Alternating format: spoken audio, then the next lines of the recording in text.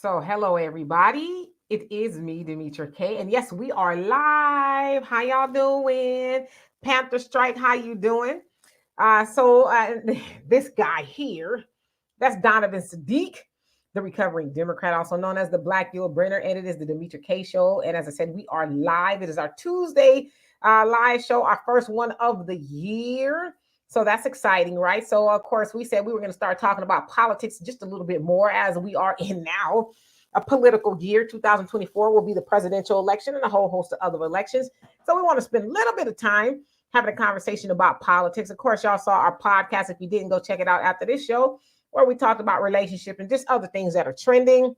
But I also like to say that the purpose of the Demetra K Show is to promote Black love, knowledge, and understanding of all things that go on in the Black community to make us an even better people, with the emphasis on even, because we are great people, but we can always strive to do better.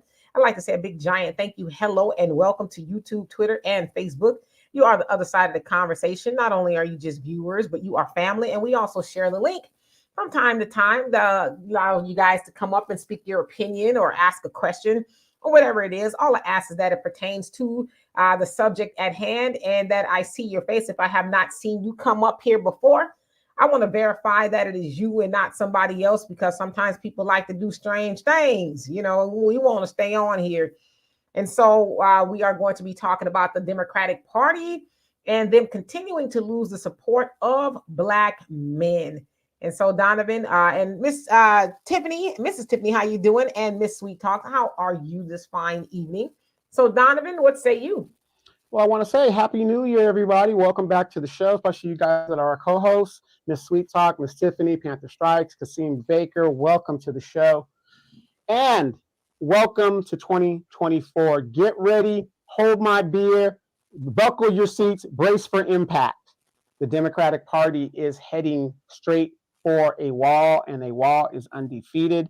But before we get into all of that, you guys, we have a banner that's scrolling at the bottom. You guys know what to do. We say it on every trip. To keep these content creators motivated, if you would like to donate and give them 100% of your donation, that is the best way to do it. Or you can do it here on the YouTube algorithm and donate through that, which means YouTube gets 40%, the content creator gets 60%.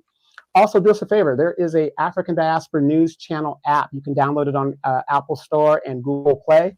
It is the best way. I'm a member of it. I've downloaded it. It's the best way to see great content from Philip Scott, Demetra K, Wongel. There's a new girl that's out there from 80. I saw her video today, and I saw it on the app. Yeah, Enchanted Soul. Enchantus, right? Yes, Enchanted Soul, and it's a great way for us to have these different conversations and different subjects. Like I said, the new girl that's on there, she's talking about Haiti. I had forgotten all about Haiti, even though I'm right next door when I'm in the Dominican Republic. But in regards to politics in Haiti, I just found out today that they convicted a senator that for the death of the president and all that other stuff. So a lot of great information has to do with the African diaspora. So you guys go down there, download that app, and also you could just become a member at African Diaspora News Channel.org, news.org, and just sign up from here right on the internet, and you can get the same quality content.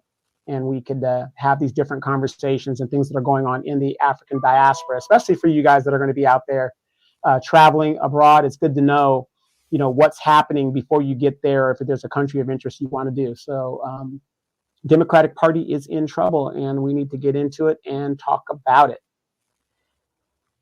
Absolutely. All right, so let's get in. Who else came on here? Kasim Baker, how you doing? Peace and blessings to you as well. Jay Bubba, what's going on with you? Say the Democrats are already using the dark psychology. Our ancestors died for us to vote. We'll be back in chains. Then that will fail. We'll get to be told how stupid we are. Absolutely. So anyway, okay.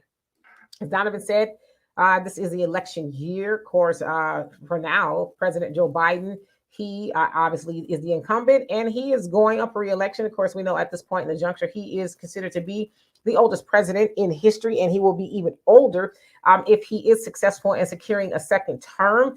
As it seems now, if Donald Trump can stay out of prison and a whole host of other things, of course, we know that not a lot, but there's two states, Colorado and Maine, have tried to take him off of their ballots.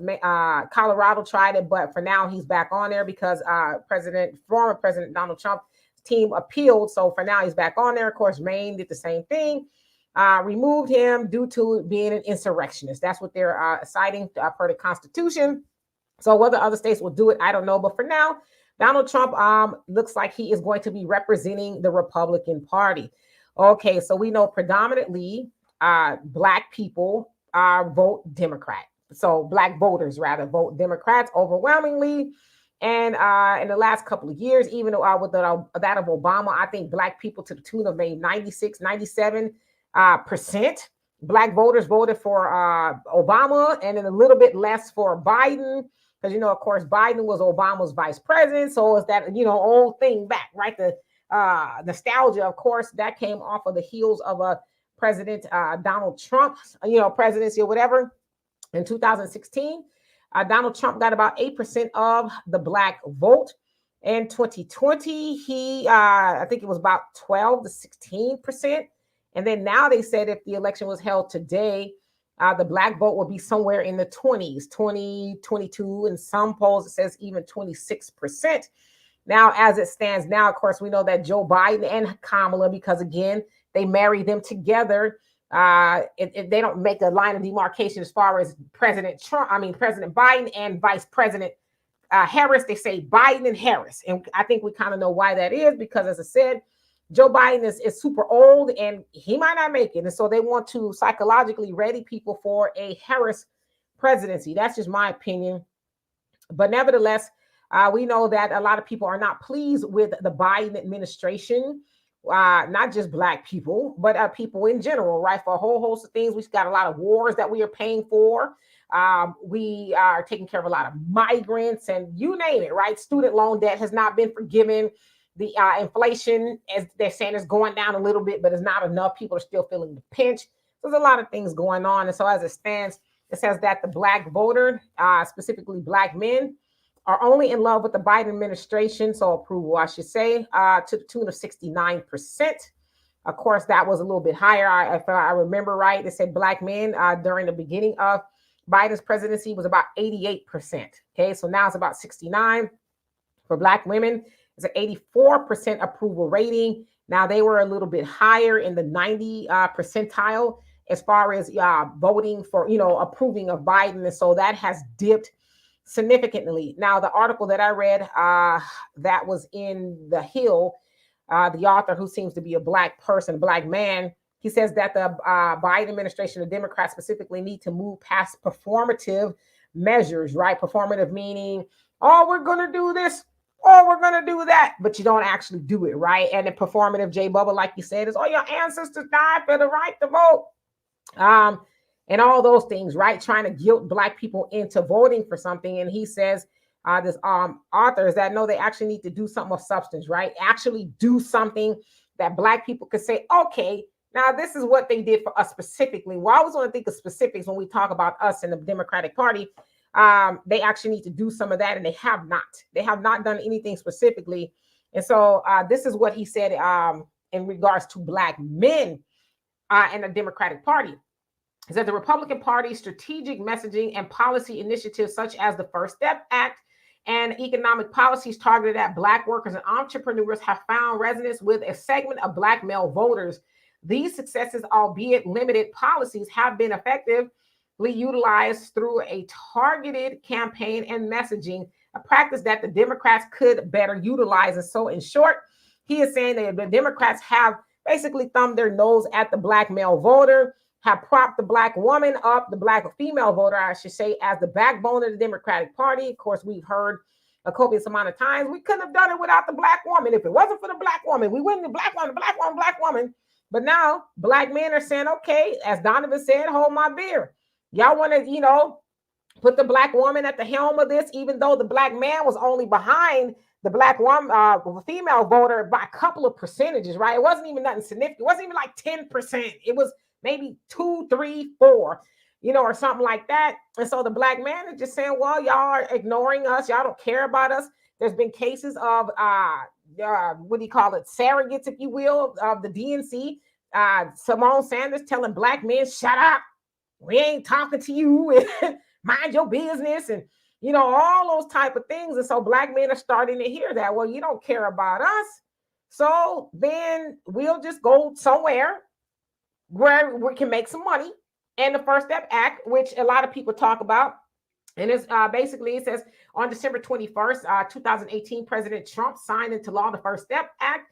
The act was the culmination of a bipartisan effort to improve criminal justice outcomes, as well as to reduce the size of federal prison population, while also creating mechanisms to maintain public safety. And so with that First Step Act, it did free some Black men and a Black woman. Alice, I can't think of her last name. It always escapes me, but she was a Black woman who was doing a long prison sentence for, some minimal dope stuff, right? And she appealed to the Obama administration. They told her no.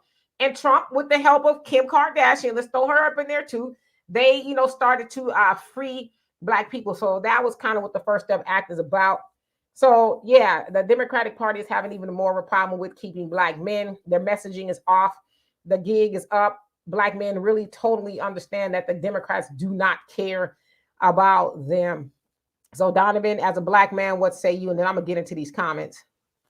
Well, again, first of all, I want to make sure everybody understands when the Black man leads in a direction, that is the direction the community is going. So it isn't just technically Black men, it's Black women too that actually see what's going on and don't want to be used. So it's a collaborative effort. We stand together.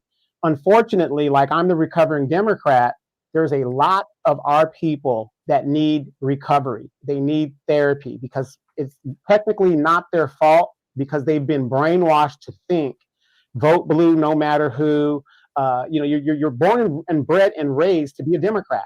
Isn't it funny that when you go against that slant, the Democratic Party does everything to shame you and to make you feel like there's something wrong with you because you want another option.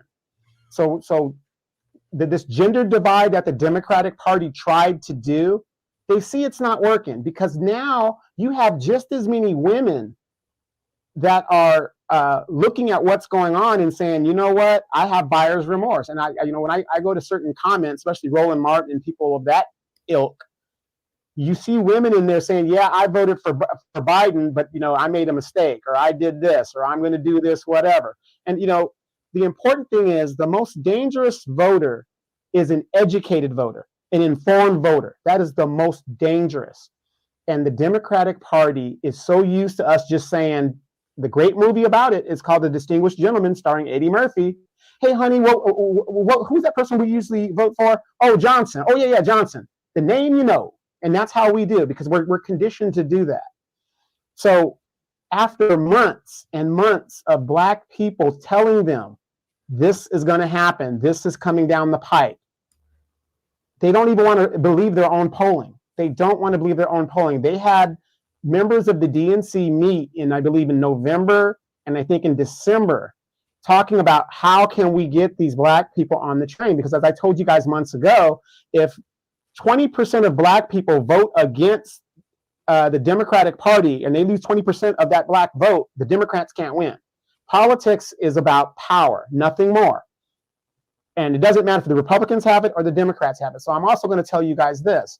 We are not advocating for you to vote Republican. We are not advocating you to vote for Donald Trump. It makes no sense as a Black person that if you're not going to vote Democrat and you're not going to, why would we tell you to vote Republican? They both uphold white supremacy. So unless you're doing a punitive vote like I'm doing, I'm voting for the Republican nominee, because I'm going to do that to stick it to the Democrats. Let them lose a few election cycles, and maybe they will start giving us what we are demanding, because we're no longer asking for reparations. We're demanding it. We are demanding it. So if you're not going to do a punitive vote against the Democrats, sit it out. Sit it out, because both parties uphold white supremacy. But you can do what you want with your vote because it is your vote. So now they're in a panic mode. Recently, Joe Biden came out, and like Demetra said, he forgave 10 people or something on a crack thing. Wouldn't it be more substantive to Black people to repeal the crime bill? We can't even get a reparations study on the floor of the United States Congress. But they're going to tell you, oh, I had to go to Congress to do that. You came into office with a trifecta. You had the House, the Senate, and the presidency. What is your excuse? But when he needed to get money to Israel, he wasn't talking about, oh, Congress is upholding that. He went around Congress. He showed us you can go around Congress. We know he can do that. They do what they want to do. So now that we have woken up, and again, I thank you guys that are talking to your parents and talking to the old goats and all these people out there that, that are just brainwashed. You don't think they're listening to you, but they are listening to you. Right now, here we are where we're at. And I want you guys to understand this. If anything, when you are speaking to people about what is coming up the pipe, here's what you need to understand. A president can only have 2 terms. 2 terms. If you didn't get anything you wanted in the first term and you reelect, if you think the country is bad right now, you reelect this guy. You reelect Joe Biden, you're not going to get anything because he's not obligated to give you anything. It doesn't matter if Kamala takes over in death or whatever the deal is, even though she could run for re-election after that because she inherited the seat. But the point is, we should not be re-electing these presidents to a second term if we didn't get anything in the first term. The goal is to get it in the first term. If you can't give it to us in the first term, you ain't getting a second term. Obama showed us that. Oh, remember he was begging, I should have done more and this, that, and he had all these excuses. We reelected him second term, didn't do jack for us. Are we going to fall for that again? We're not falling for this. We're not falling for reparation studies. We're not falling for any of this crap anymore. So I want you guys to remember that. When you talk to people that are asleep or whatever, and try to wake them up, say, hey, if we didn't get nothing in the first term, we're definitely not going to get nothing in the second term. You can forget that because he has no reason to. He's out the door. We'll see how it goes. Hello, Sharion. How are you doing today? Yeah, absolutely. I mean, I just think with the Democratic Party, they never thought this day would come. They thought they'd always have a loyal voter, people voting for them for absolutely nothing, because that's what we have been doing. We've been voting or hanging on the promise, right? Oh, next time. Or, Obama couldn't do nothing just for Black people, and all. He was the president of everybody, but he legislated or, he acted rather for everybody else but Black people. And he said out of his own mouth, well, I didn't want to make the Black, everybody else mad. And, he said that on Bruce Springsteen podcast that they had together. So he wasn't shying away from it. But, Black people are starting to wake up. Black people are starting to say, okay, we can't keep, talking about voting blue no matter who and getting nothing for it. I mean, we're seeing that play out in real time with Chicago and New York and other Democratic cities or in states where in Black neighborhoods, they are saying, move over, Black people. The migrants are here. We're going to take care of the migrants. We're going to move them in your neighborhood. We're going to give them the resources we've been lying to y'all about forever. We've been saying we was going to open this school and make it into a boys and girls center. But you know what? We've got a better use for it. We are going to open up a migrant shelter and allow, so Black people now are saying, we're not going for it. And especially in places like Chicago, they said, we're going to flip this mug red. We want Trump to come up over here. We need to have a conversation with him. And a Republican, please come over here. The Democrats are done. And so instead of the Democrats, trying to figure out a way to appease Black people like they've appeased everybody else, they won't do it. They want to try to do shaming tactics. They think they're going to run up into the churches, because they got the pastors on payroll to some degree. They're going to run up into the churches and have them speak to the congregation. And they say, oh, we can't tell you who to vote for necessarily, but we got, this congressperson. We got Joe Biden here. He's going to talk to y'all. We just, y'all make your own decision, just like with the wise in the pulpit. Why y'all allow them to go? You going to let Trump go up in the pulpit? If you want people to make their own decision. So the Democrats are still thinking some way, somehow, as JW said, we're going to shame Black people. Your ancestor died to vote. That's a lie. That's a lie. They died to get something for the vote. They didn't even go and just die for the vote back in the civil rights movement. They went in there and moved the ball. As far as they were concerned, we don't want to be segregated no more. We want rights. We want, our rights to vote to be guaranteed and all of that. So they got something for it. But we haven't been doing that since then. We've just been hanging on to our ancestors died to vote. That's why I'm doing it. Really? So basically what you're saying is your ancestors didn't want you to go in there and get nothing for it. They just want you to go in there and just make a check mark, put on a sticker and say, I did it. Is that what you think the ancestors died for? Well, if you think that's what they died for, then stick yourself. Because that's not what they died for. You know what I mean? But again, those are the shaming tactics they'll try to use. Okay, well, Trump gonna come back in the office. If y'all, this is black people, if y'all don't show up to vote, Trump coming back in the office. It's like, well, why are you hanging that on us? Trump ain't our boogeyman. Hell, a lot of black people said they were better off under the Trump administration. Now, is he a little bit of racist? Yeah, he probably is. But who up in Congress and in Washington ain't? Now, most of them are, if not all of them. Even the ones that's running around there in blackface, they a little bit on the racist side too, because they legislate on behalf of white supremacy against black people. So it's like, as a lot of people always say, you need to, I'm voting for the lesser of two evils. All right, do the math. Do the math. Don't just have something come out your mouth because you done heard somebody else say it. Do the math. When you do something less, right, don't you subtract? Don't you line up things? You add them up and then you do some subtraction? Well, you subtract all the stuff that Donald Trump has done that's harmful to black people and subtract all of the things that Biden has done that's harmful to black people, you're going to come out with Biden having more things that he has done. See, what people forget and they don't burn into their memory, Biden has had over, at this point, 50 years in Washington.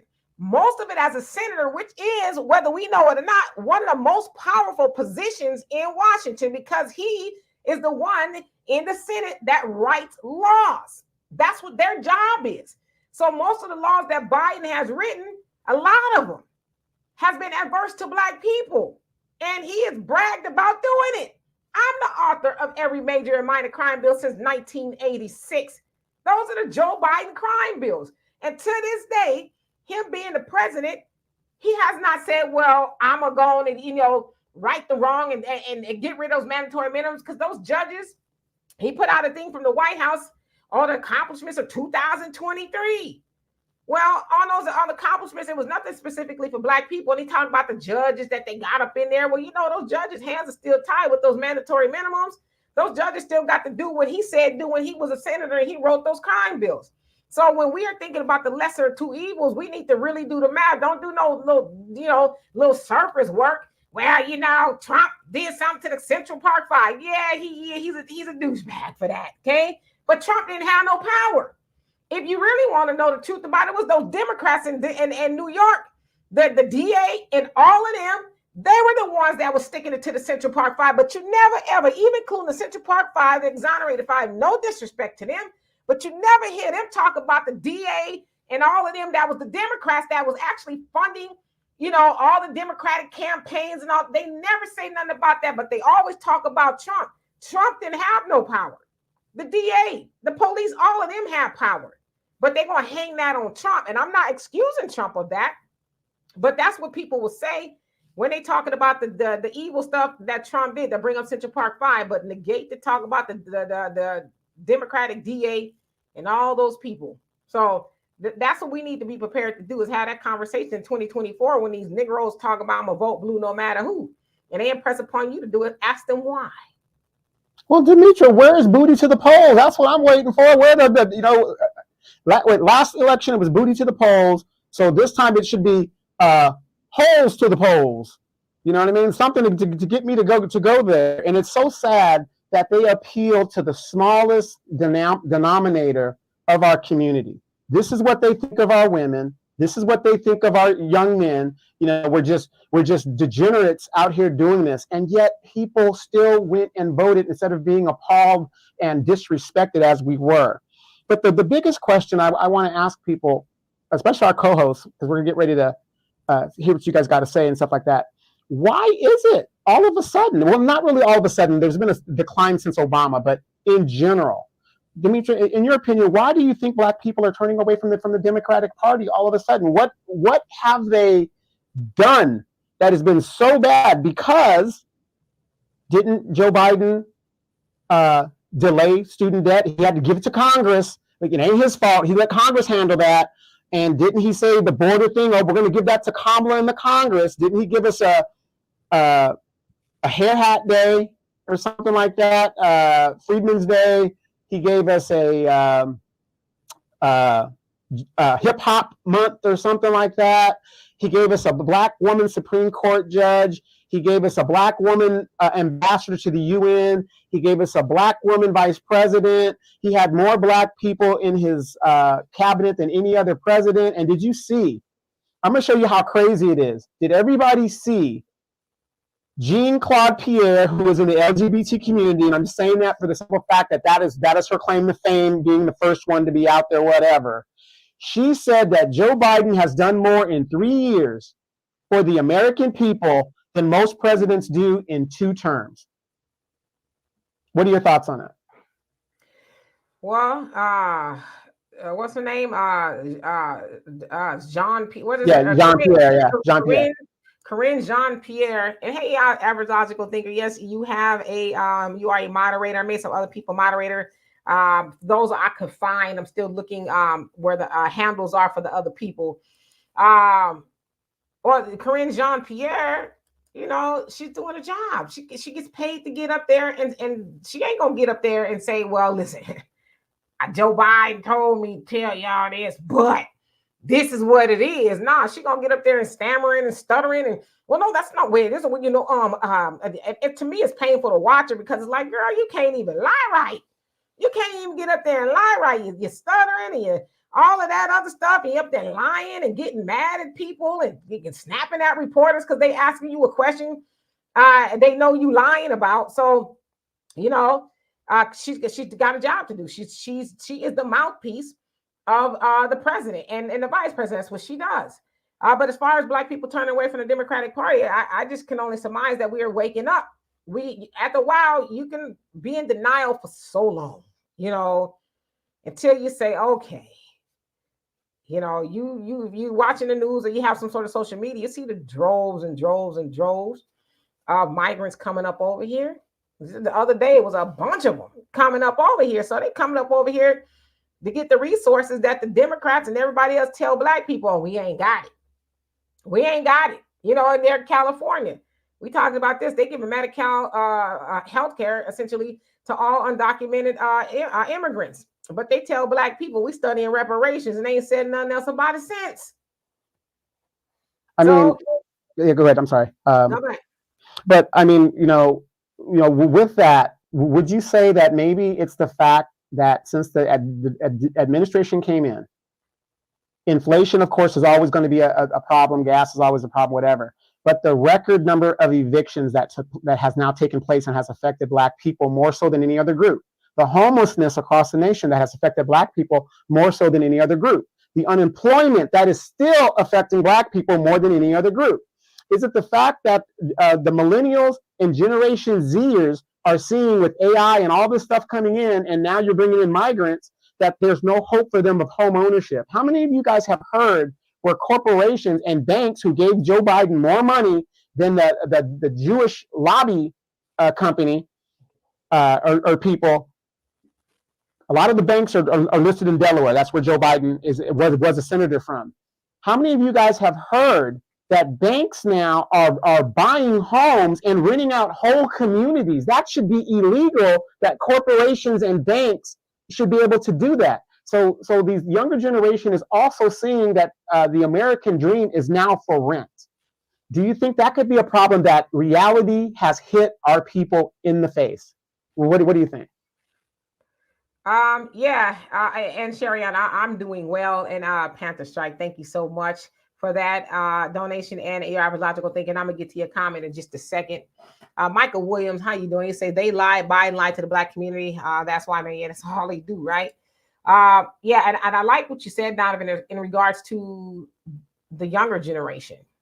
Younger generation, they cannot, you know, unless they got some fabulous job somewhere, they happen to be some big time influencer that's making a lot of money. They cannot survive on their own. And this economy does not support them to do that. When you and I were coming up, I talked about it early on the podcast. My first apartment, the rent was $325. It was decent, $325. And I was making $9 an hour back then, which was, considered to be all right. I was, I had a car, all kind of stuff. I was doing okay with $9 an hour in an apartment that was $325. But those things don't exist no more. Millennial generation, they can't get a starter apartment or nothing like that. Hell, even a used car. That's a heck of a note to even have that. So what are they going to do? A lot of the younger generation, they're home with their families. I would imagine it's unprecedented that we have so many younger people living at home with their families. It is not necessarily that they don't want to, but it's like, so what do? They get out there and work 15,000 jobs so they can, take care of themselves. Now, some people say, well, that's, getting in there and learning about life. It's like, well, do you think they should really learn about life like that, to be struggling Taco Bell, McDonald's, wherever else, all these minimum wage jobs just to make it? That's not right. And so, and then a lot of the millennials, they've gone to school and they've amassed a lot of student loan debt that they cannot pay off. Now, some people say, well, they shouldn't have went to school and that. It's bull. It should go to school. But when back in the day we was going to school, units were like $3. Ain't no telling what they are now. You could go to school back then, get a little bit of a loan or debt, pay it off. But you can't do that nowadays. And then we get mad at people for getting student loan debts. It's like, but you got to think of how things work. Most people now, they're removing these qualifications of people needing degrees because they need people to work. But even still, in order for you to get a halfway decent job making $15,000 an hour, you still got to have some sort of a degree. So you telling me, now I know you can go to trade school. Yeah, those things are options too, but everybody don't want to go to trade school. And even going to trade school, you got to pay for that. That ain't free. Trade school, I went to cosmetology school in 1989, and back then I amassed $2,000 worth of debt that I paid off, but $2,000 in 1989 for a 19-year-old, I turned 1990, but that's a lot of money for me to pay off, so even still, trade schools aren't free. And Panther Strike, let me get to your comments, and then on Queen Demetria, those who have suffered directly from the system really need to speak out against the very party that has harmed us and them the most. Hashtag no channels, no vote. Hashtag cut the check. Absolutely. Absolutely. And again, we're not actually talking against the Democratic Party, but to me, I want you guys to think about this. 4 years of Trump, we weren't having, things were getting bad, but they weren't like they are right now. The minute that the Democrats got in, it seems like all holy hell has broken loose. And all of a sudden, the Black community is taking the brunt of it with no Vaseline. And it's like, again, I want you guys, when you guys are debating people, whatever, tell them a second term of Biden, you're not going to get anything. If he hasn't done it on the front end, why would he do it on his way out?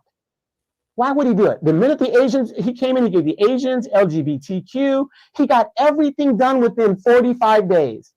But what did our Black bootlick kept telling us, Demetria? Give him some time. He just got in the office. Everything on his agenda that he wanted to do, he did within the first 45 days. Then he lost the Congress. Then when it comes to Black issues, here we go again, you guys. Oh, I'm sorry, there's really nothing I can do. I had to throw it through Congress. He took Black student debt, and said, hey, I'm going to throw it through Congress to give out time, right? He unilaterally has the power of the pen. He doesn't need Congress to do anything. He can wipe it out even right now. But what kills me is Black women who have a lot of debt in our community, because you guys go to college and are more enrolled than Black men are, you guys are the ones that really suffer from the debt issue because you guys are the ones that have all the damn degrees. This is the man that you guys are backing and doing all this stuff for, but you're getting nothing for it. Now, I'm not a pimp or nothing like that, but I'm going to tell my hoes, you make sure you get the money. You make sure you get the money. So if this man is going to, you're going to vote for him and you're going to make promises and whatever, you make sure you get what he told you he was going to give you. And this is what I'm saying. He could still do that to this very day, but he's not. Look at the crumbs that the man doesn't want to do anything for Black people. He doesn't. and look at the baby boomer generation. They're just riding with Biden. They could care less about the generations behind them. It is so sad. Yeah, $15 an hour. A lot of these jobs, and some of them want you to have a degree. And then if you look at the job spec, it's like that's really the job for 3 people. You want one person to do all of that, and so these younger people too, they're like, I'll just be a gig worker. I'll do Uber, Lyft, Amazon, Walmart, whatever. I'll just do those jobs. I work when I want. I have my own freedom. I ain't got to go punch a clock and have somebody standing over me all day. I work when I want to, or whatever the case is.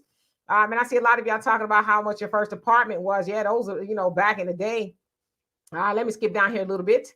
Shiloh, how you doing? Says, I blame those in the Cheech. Is that what it is? For spreading willful, blind ignorance to the chilling, oh Lord, and other followers of the church. I picked up what you put there. Okay.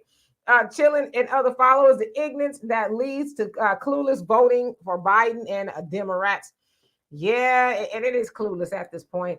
And Uncle G, how you doing? Says Dr. Cornel West just may be our best choice in 2024. But as I ask, is he really? I mean, I don't know. Is he really the best choice? And are we saying that because he's black and he's talking some good stuff? I don't know. I'm asking. I've kind of looked into Cornel West, and he all right, but I got questions. But you look on his website, he doesn't have a black agenda on there. I mean, it's very generic. It's very generic. And then a lot of people say why they have an issue with Joe Biden is the man is old. That is elder abuse. That's one of the main problems that people are kind of hesitant to vote for him. Now, Donald Trump is old. He's only 3 years younger than Biden. However, Cornel West is what, 73 years old? 70. Or something.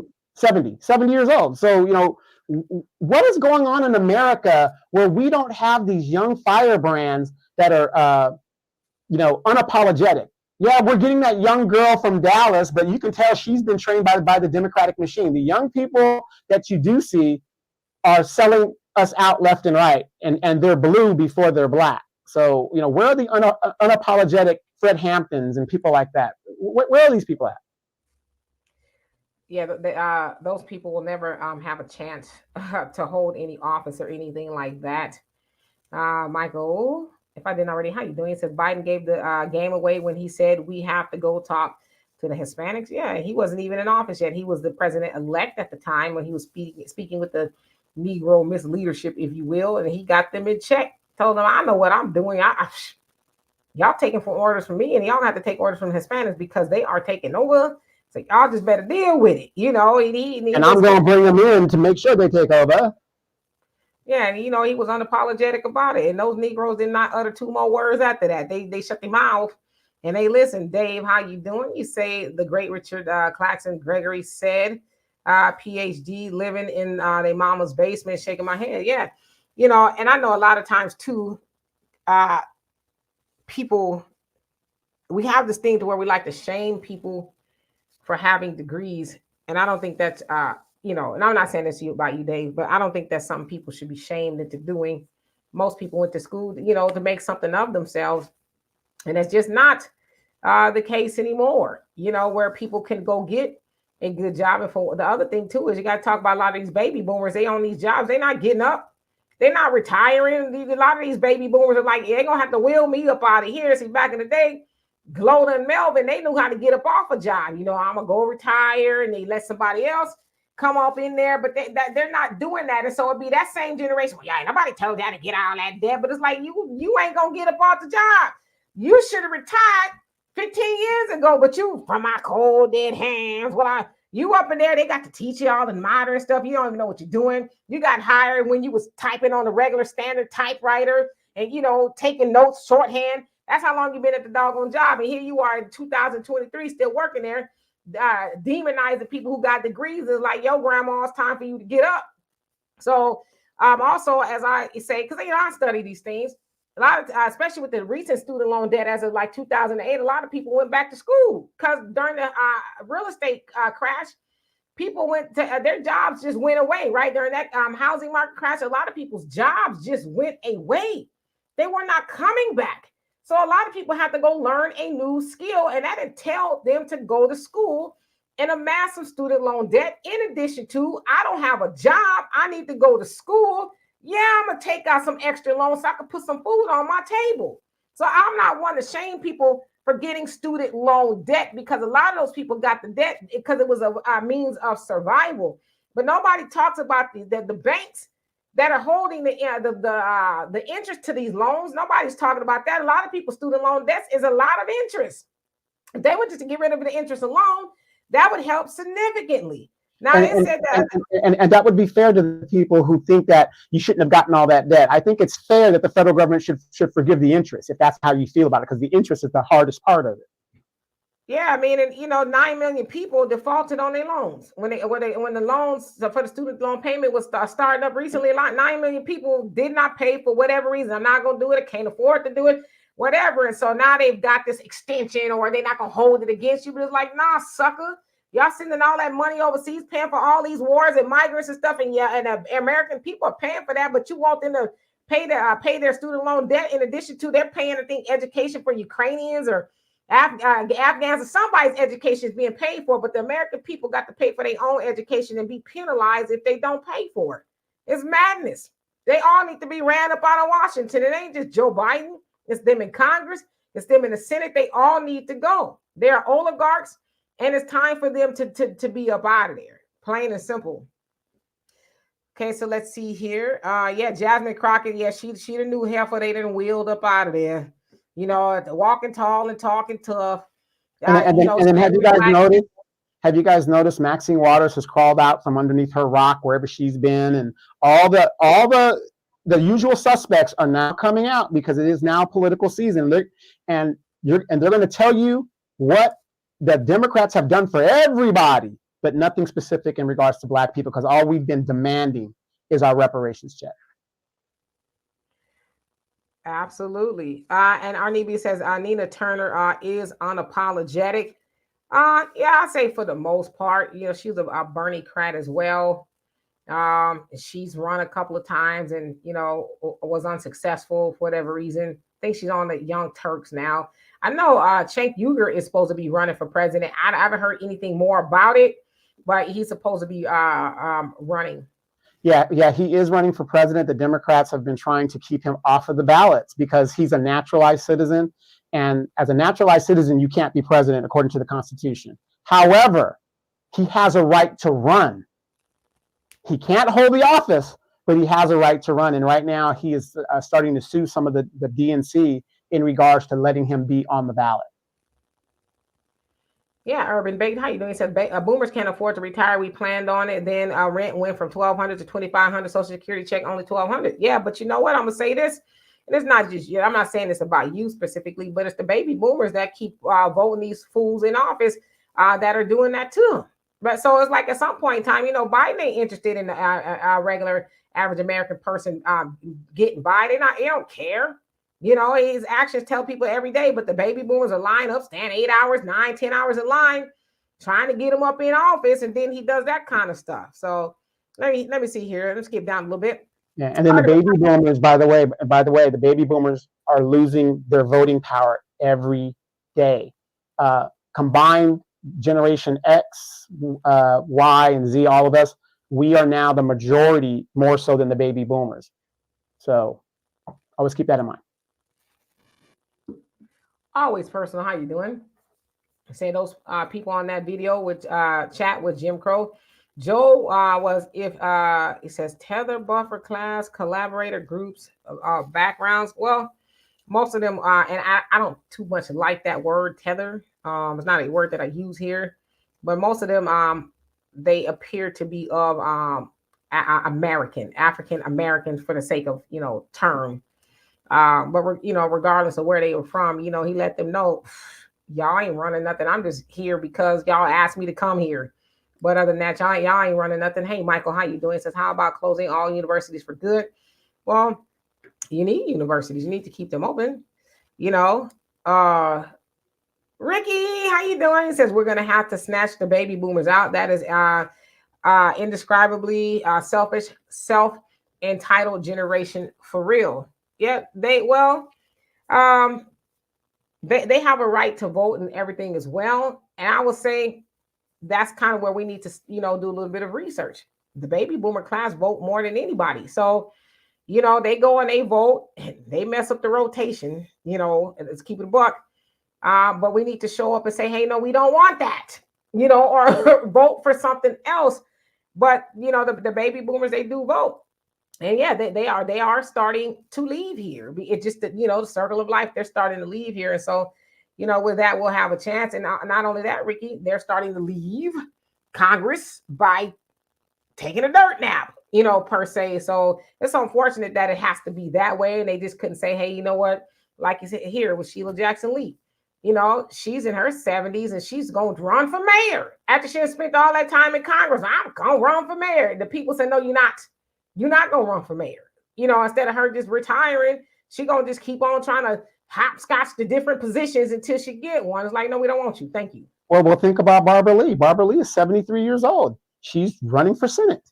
She's going to run for Senate. It's like these people cannot sit down.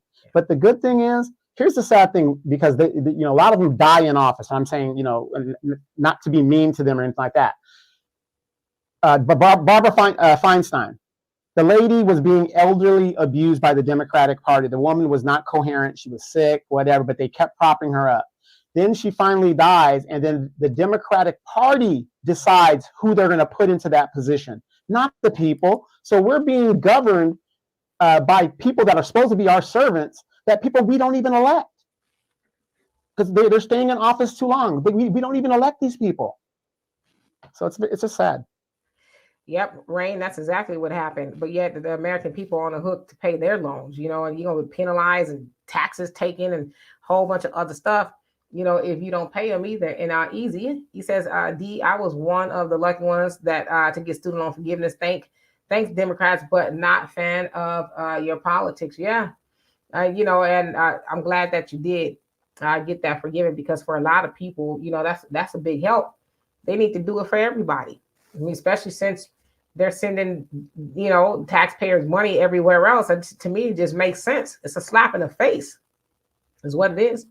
And if I didn't already, how you doing? It says Maxine Waters doesn't even live in the district she represents. She lives in a wealthy white district. Well, she does live in a district. She lives probably in the, in the white side of her district. She has to live in a district in order to be, run for Congress. So maybe she has a house or something like that, an address in that particular area. But, maybe there's just like a technicality, but she has to live in that district. And by now, if she didn't live in that district, come on, everybody, their mom would have told on her, because they've been trying to get Maxine up out of there for a minute.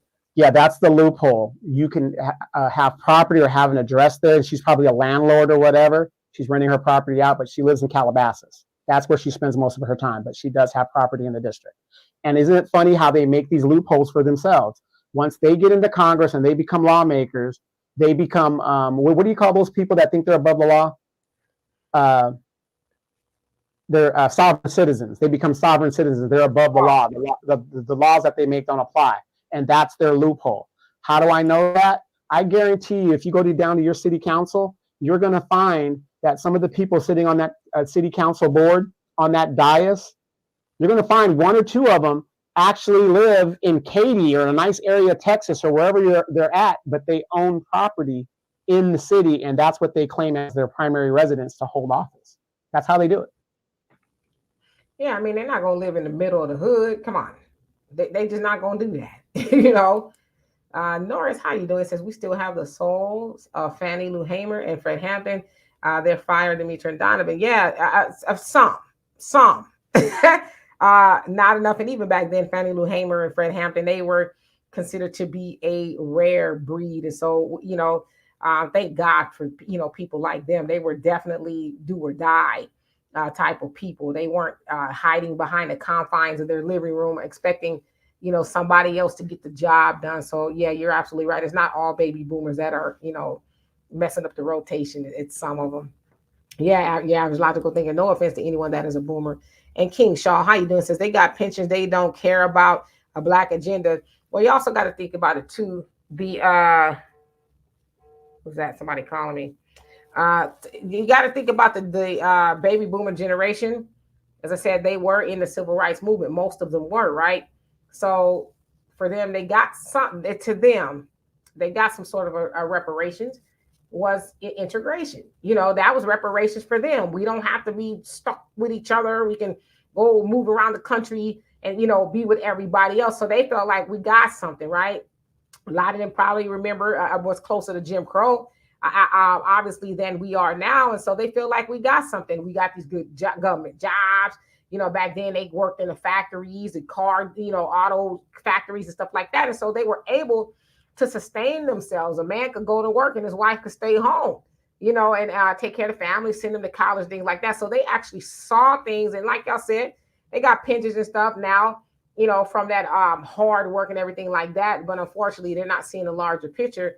And sometimes how they vote is not helping the people that are coming behind them. So, it's just really something to think about. Roz, you say, too many of us Black folks treat the Democratic Party like a religion instead of politics. Yeah, they're very close together. Democrats, the church, they're one and the same, if you ask me. There's a lot of worshiping going on in both entities, if you will. Mr. X says Feinstein was in her 90s. Yes, she was in her 90s. She was up there. Let's see who else came on here. Let's say Miss Sweet Talk. She said the boomers don't want to be poor ever again, living through the Great Depression and war. Yep, there you go. They are very greedy hoarders, the generation after the struggle of a living wage. And you got to remember, I wasn't there, neither were we, and none of us. The Great Depression was the hardest, well, I sans slavery, because, a lot of people who experienced the Great Depression were not in slavery. But the Great Depression was hard because not only were Black people not getting anything, white people weren't getting anything either. And that's came the New Deal. It was like, okay, let's get something. And originally the New Deal did not include Black people. It was just for white people. That's how you got the welfare system and all those things. And then it was Eleanor Roosevelt who said to her husband, hey, you need to include the Black people, because he was struggling trying to win re-election. And so then Black people could always vote, especially Black men since like 1870 or whatever. Then Black people could vote. It was just the voters' rights. So she was like, hey, start hanging out with Black people, including them. And that's how we ended up really starting to switch to the Democratic Party, because we're traditionally Republicans. But because of that, so the point that I'm making is with the Great Depression, it was hard. People were starving to death, barely making it. So like you said, the baby boomers, their parents were in the Great Depression, the silent generation, and then my mom's generation, the baby boomers. So they still were kind of close to that. And like you said, they never want to be poor again. So yeah, you're absolutely right. Sooty Man, he says, she got her relative's house there and she lives in a gated community. Yeah, I'm sure through some technicality that she's there. Let's see who else came on here. I'm going to skip down because I know I'm behind in the comments. Not trying to negate everybody's comment. Rain, it says AIPAC have bought and paid the United States Congress. You better believe it. Yes, and AIPAC is the Jewish lobbying group. For those of you guys that don't know what AIPAC is, it's right. The Jewish lobbying firm. Yeah, and King Charles says, I see Marianne Williamson isn't talking about reparations no more. Yeah, they probably told her to knock that off. I've seen her not too long ago speaking about, let's say the AIPAC community. She's speaking up on behalf of them. All right. And Jack Wiley, how you doing? He says the Democrats ran out of butter biscuits, foundational Black Americans speak. Yeah, I mean, well, the Democrats, they only have butter biscuits for those, Negroes that they want to use to get everybody else on board. But they ain't never had no butter biscuits for us. I mean, I don't remember getting none.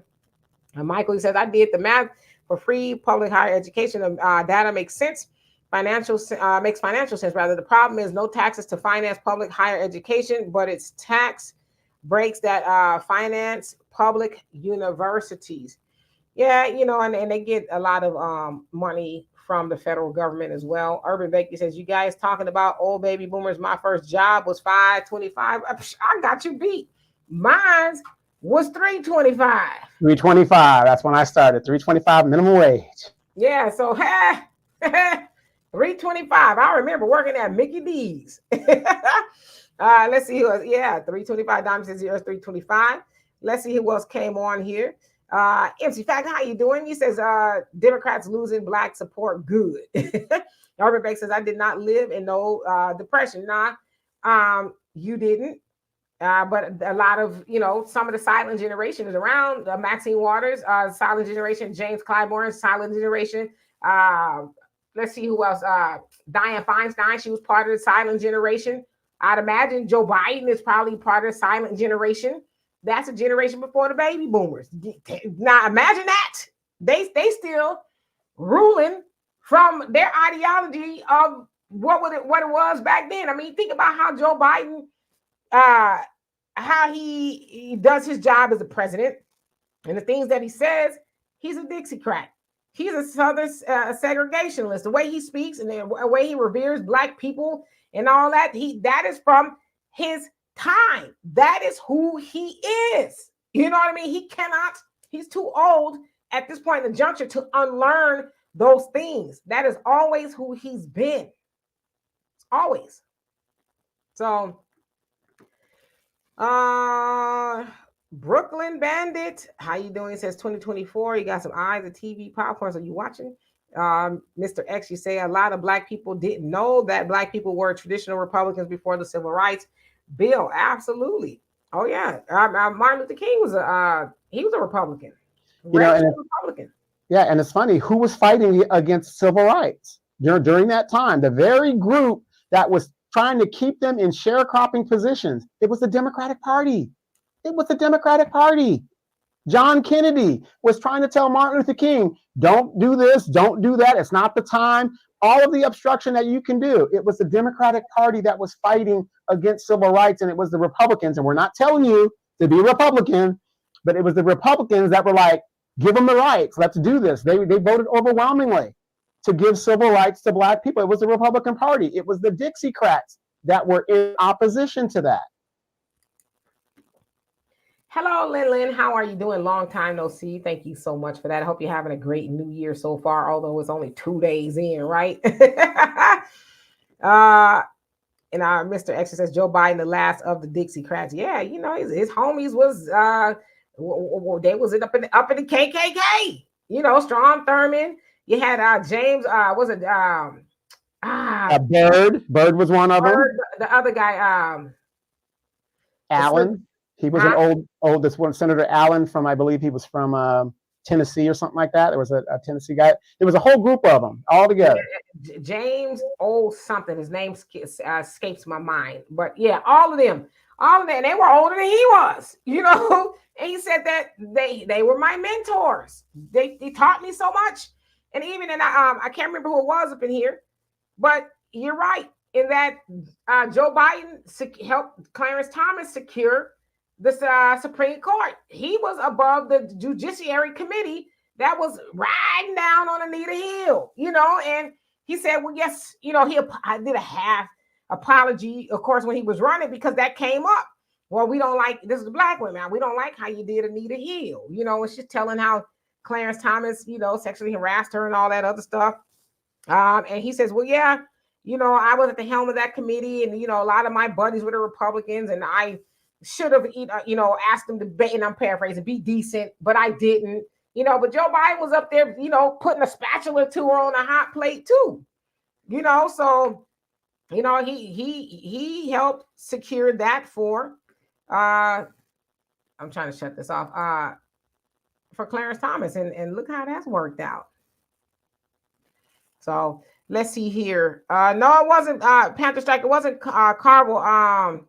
Y'all, I think of his name. No, James Carville is Skeletor. He's the Democratic operative. James Carville. Yeah, he wasn't back then. I'm talking about the one, you know, the old Dixiecrats. Let's see.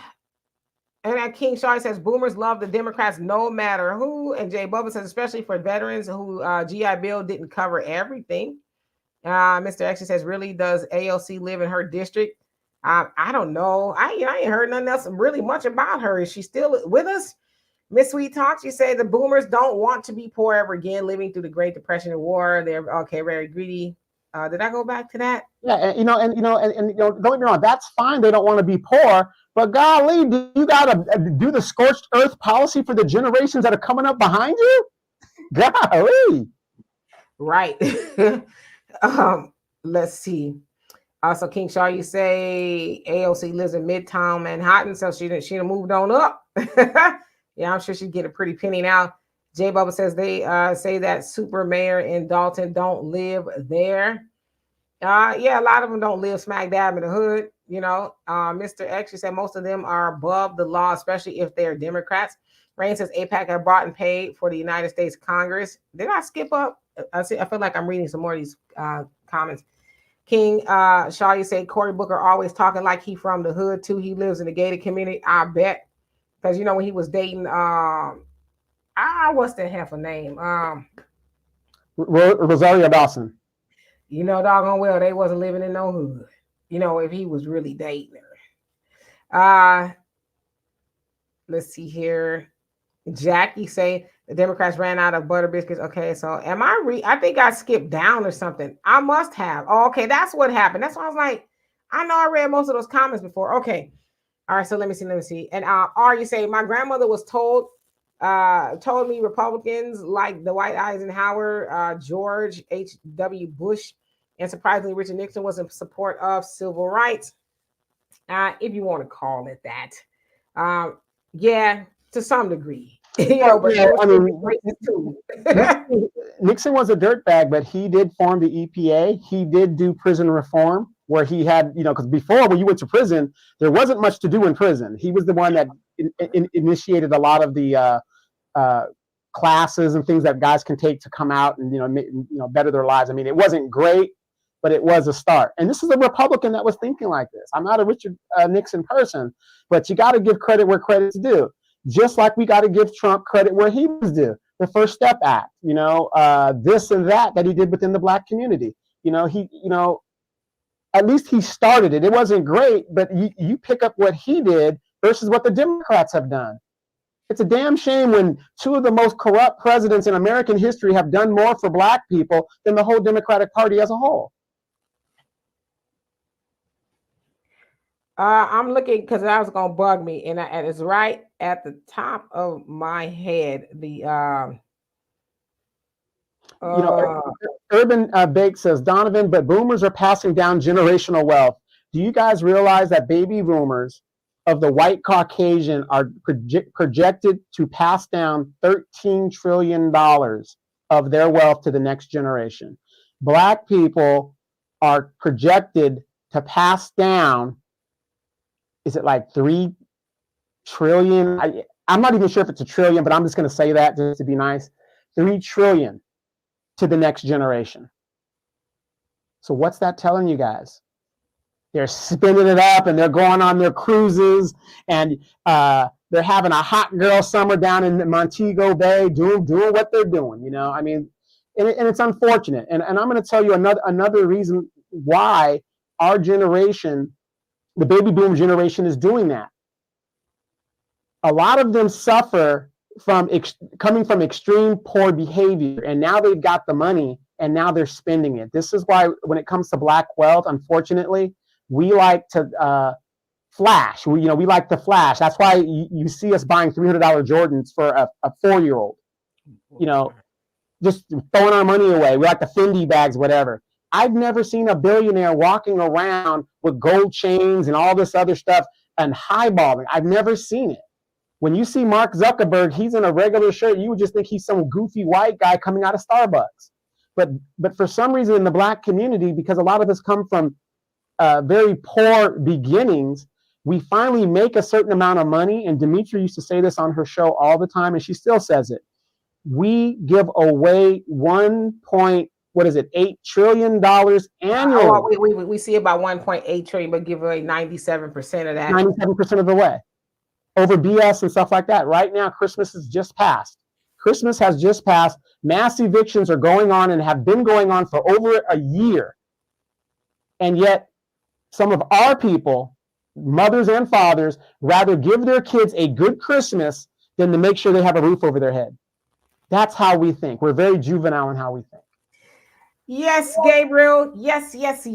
James Old Eastland. I was like, it was bugging me. James Old Eastland. And I actually Googled a bunch of Southern segregationists that were in Congress. And he, among a lot of things he said, was quoted as saying, those who would mix little children of both races in our schools are following an illegal, immoral, and sinful doctrine. Okay, now that was one of Biden's homeboys, And there's a lot of them up here. Bull Connor was one of them. But let's see, he specifically piled around with, let me see if another one comes up. They have these quotes that these wonderful men would say about Black people and stuff. Trying to find the other one that he was cool with, that he cried. It was James Byrd. He cried up all at his funeral and stuff. And, you know, Strom Thurmond. So Strom Thurmond, he says, all the laws of Washington and all the bayonets of the army cannot force the Negro into our homes, into our schools, our churches, and our places of recreation and amusement. Now, y'all know Joe Biden was speaking like that. What, he didn't want his, you know, blonde hair, blue-eyed daughters hanging, you know, being integrated, bussed together with Black people. And that's the same language that he used. And out of his own mouth, he said those were his homies. They were his mentors. Let me see who else is up on here that he was hanging around. Let's see. Senator Byrd. The order to desegregate public schools has brought Virginia to its greatest crisis since the war between the states. Really?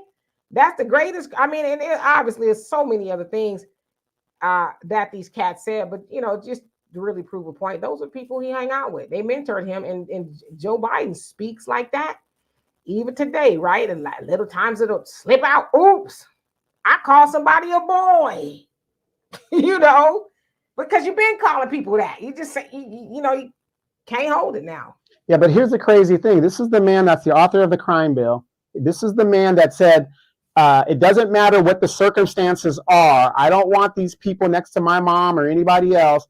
And, you know, put them in there 5, 10, 12 years. Doesn't matter. I don't care. His son and his daughter are known drug addicts. And yet they've never served one day in jail. Isn't it funny how a law that was supposed to be over for everybody, his son or daughter has never done any time for the very bill that he wrote. Yeah. When I did a story on a Black mother, she's doing jail time, federal and state time for her son taking a gun to school and shooting the teacher. And she was sentenced under the same law that Hunter Biden broke, lying on an firearms application in regards to being a drug user. So now the question is, will President Biden's son also do some federal time, some state time for lying on the application, saying he's never used drugs when he applied for a firearm? I doubt it, but you got this Black woman who's doing federal and state time. She's going to give them about 4 years, you know, not concurrent, but consecutively, you know. But they're the you know, the son of the president, he's, you know. Has anybody heard about the cleanup at the White House? Was there any cocaine found in there this year after the party? Does anybody know? Because last year they can't explain where the cocaine came from, even though the Biden family was in the White House. It's just insane. This is supposed to be the most secure building that we pay thousands of dollars to, and they can't figure out who brought in the cocaine. Right now, I bet you if I bought a bag up in here, they would know. They'd know where I got it from, how much of it that I done smoked, and all of that. They would know. But the White House, which is supposed to be the most secure house in the world, in the universe, and yet y'all don't know how the crack got up in there. I guarantee you, if Obama was up in there and a crack bag was found up in there, they'd know who did it right away. Oh, it was Sasha. Yeah, or even if they didn't know, don't matter. You're going down. Ignorance of the law is no excuse. Yeah, and y'all, thank y'all for that. James O. Eastland, that's who it was. Yeah, his other homie. It was gonna drive me nuts. Let's see here. Urban Bakey says, no, Black boomers were not taught to save and invest like the younger generation. We all behind in our investing in buying land. Yeah. Well, and you also got to think about this. I'm going to cut you off. About the baby boomers. That was the first generation. And when we talk baby boomers, we're not just talking about the Black ones. We're talking about anybody in that generation. That was the first generation that basically threw away all of you know, not technically, but, you know, they threw away what was taught to them in normal times. Because remember, it was all about free love, psychedelic drugs, music. Look at the men that left their families. All of that stuff happened weren't taking care of their responsibilities, because men have always had side chicks and things like that, but they took care of that situation. But these guys, look at all of the baby boomers that we grew up with that were never held responsible for the child support that they owed for not taking care of the children that they had, but yet they put the onus and the law on their children's generation to be responsible. Right now, a woman can go back and get child support for, let's say I didn't even know I had a child. That woman technically in California can go back and get that money if she wanted to on me, and I'm held responsible. But we can't go back to the baby boomer generation that these people out there doing free love. It's just insane, the lack of accountability. Yeah, but I think we also need to concede too. Yeah, the baby boomers, they didn't have no power either. They still don't have no power. They go vote and for our, I think for our oppression, probably more than anybody else, but it's still not their fault. They ain't have no power.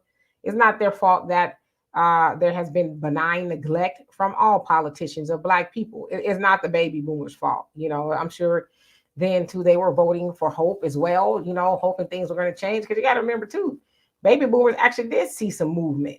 They saw, segregation end, and the Jim Crow laws in writing anyway.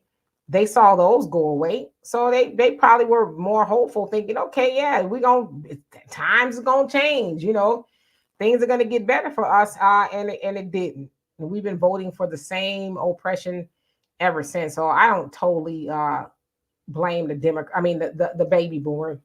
I think they were doing what they thought were best. And also got to remember too that the baby boomers, they're creatures of habits. Most baby boomers are not going to change the way they've been doing things. And when we get older, we'll be the same way. Nah, I've been folding my towels this way forever. I ain't going to do it in a new way now. So. And you also got to remember too, access to interracial sex was a big thing. You had a lot of guys that, you can get with a white woman, and they were leaving families and stuff and doing all kinds of craziness. And I'm not like in judgment of them, but I'm just saying the opportunities that weren't there before in that generation. This was the first generation where, and I say it all the time, nobody benefited from the civil rights movement more than the people that fought it. Makes sense, right? So if we want to free ourselves, we have to start sending a message to this Democratic Party that we demand our reparations and that we want tangibles. We don't want no symbolism. We don't care about Tanji Brown. We don't care about Kamala Harris. We don't care about these things. We are suffering, and the whole country's suffering. We understand that. But self-preservation comes first. I worry about Black people first. And what I see in my community, I see Black people suffering. And that's what I'm worried about first. Absolutely. Our neighbor said it's the baby boomers' fault for rejecting our true messengers from the Most High. Yeah, and that's the Honorable Elijah Muhammad. Especially back then, during the Civil Rights Movement, he was teaching like, yo, y'all think, going over there to the white man's way. And the Honorable Elijah Muhammad said the Democrats or the Republicans or the liberals or the conservatives, what they called them back then, neither one of them care for Black people, except your own and be yourself. Let's do for self. That's where it's going to matter. But ain't nobody in that White House going to save Black people. But like you said, they rejected the messengers. And then back then, too, Malcolm X was out there. He's a spokesman for the nation. So you had that dichotomy of Malcolm X and Martin Luther King. So a lot of people, especially back then, were Christian. Martin Luther King's a Christian, and so they went along with him. Of course, especially back then, Negroes were taught to turn the other cheek, and, we going to be nonviolent, even though, they were having violence exacted upon them. And of course, we know Malcolm X is at course with the nation by any means necessary. But Black people were taught the opposite. Nah, we going to pray. We going to hold hands. We shall overcome one day, and all that other stuff. And so, yeah, they rejected the messenger teaching. But even to this day, we're seeing that come to fruition. I did a story on in Ventura Beach. I don't know if y'all saw that video of the waves that hit that beach, where about 8 people or so were injured, almost over a dozen had to be sucked up out the water, including a lifeguard. That's almost unprecedented. A lot of people in that area said we've never seen anything like this. I mean, people are running for their lives. But if you read The Fall of America, it talks about that to the T. So imagine if our ancestors and the baby boomers would have adhered to the messenger's teaching back then, we wouldn't be in this situation. We'd be a lot better off. And even to this day, you got a lot of people reject the teachings of the messenger. How many people have actually read, and I can tell who's read the book now, read Message to the Black Man in America? How many of them read Fall of America or any of the other books? So it's a lot of good information. There's not one lie told. In fact, the messenger said, I'll pay $10,000 for every word you can prove I lied. Every word you can prove that is a lie, I'll give you that money. And to this day, nobody has collected on that money. So, yeah, you're right, Aniba. All right, so let's see here.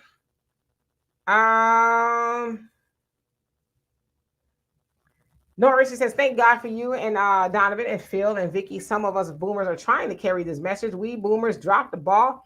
Please keep teaching because we will be taking a dirt nap soon. And hopefully not too soon. But no, it was a sign of the times. It's just what y'all was taught.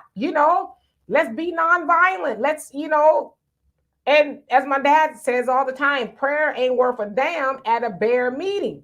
But the baby boomers, in that generation were taught that prayer is, worth a damn. We just pray. Even if they beating us over the head with billy clubs and sicking dogs on us and water hoses, we gonna pray and, hope God comes down and send Jesus and all the archangels come down here and fight. But it's like, I get myself in trouble.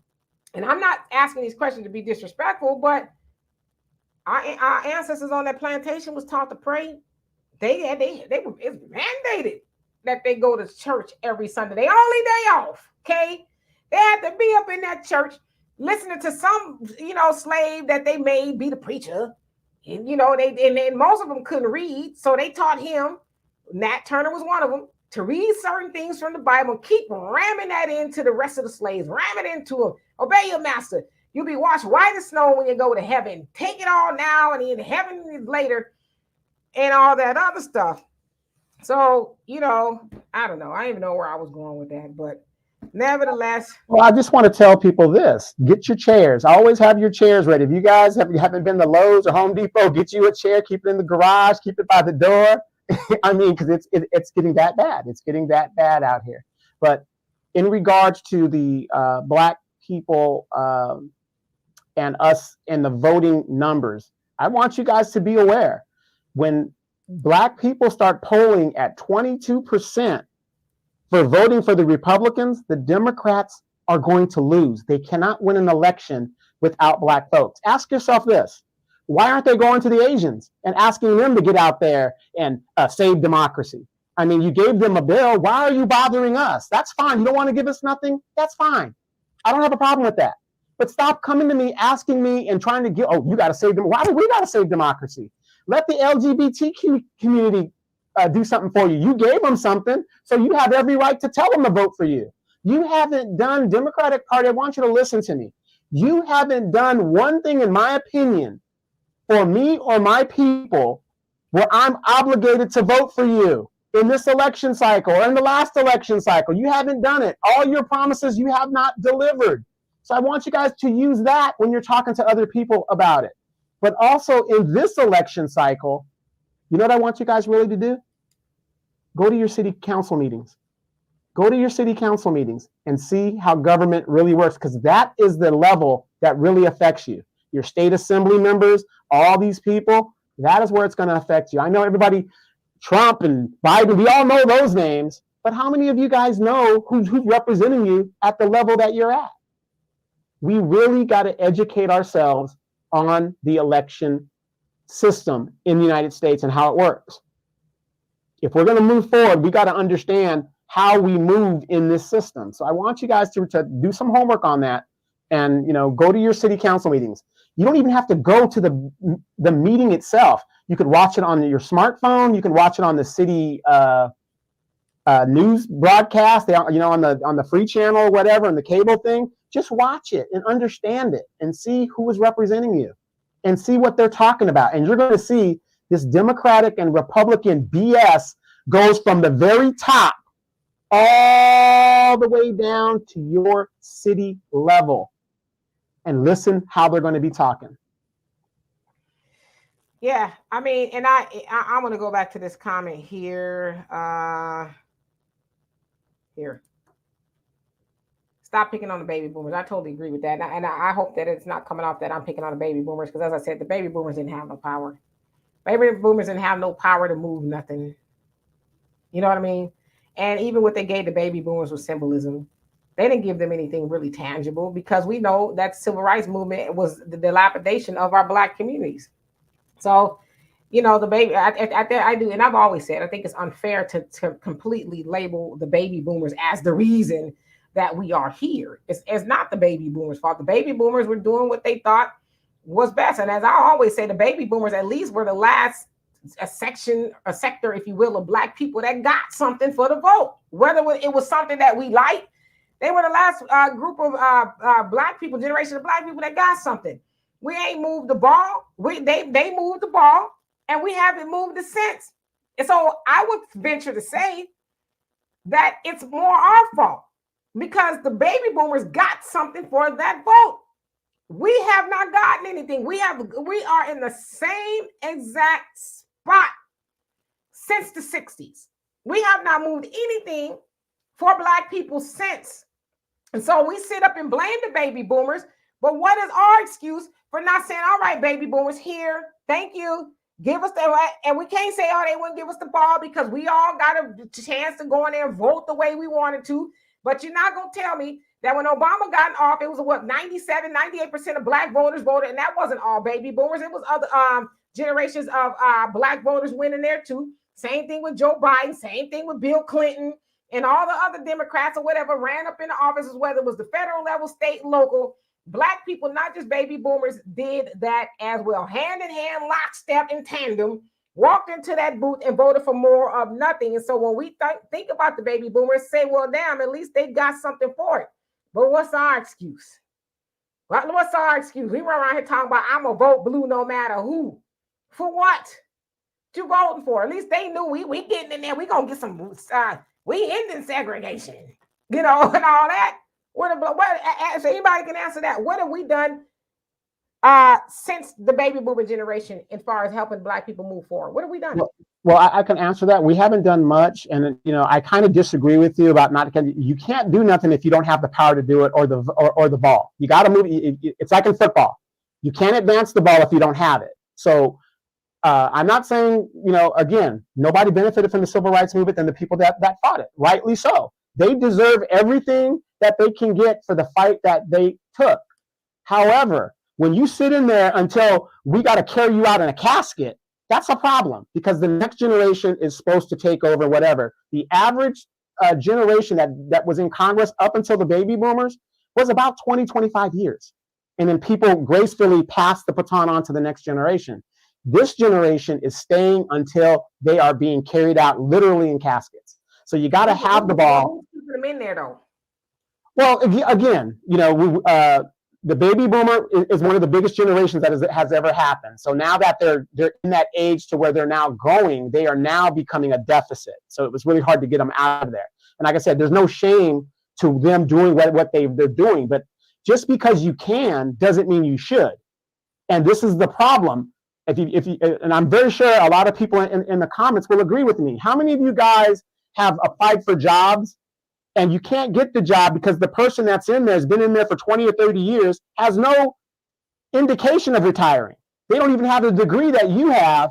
And then if they do retire, you're going to get paid less than what they had because they won't leave. And then now AI is taking over a lot of jobs. And what's happening is it's becoming a generational stack. I call it a generational stack, to where now you've got the younger people coming up, but they can't really rise because the other generations are still on top. It's a generational stack. It's not nobody's fault.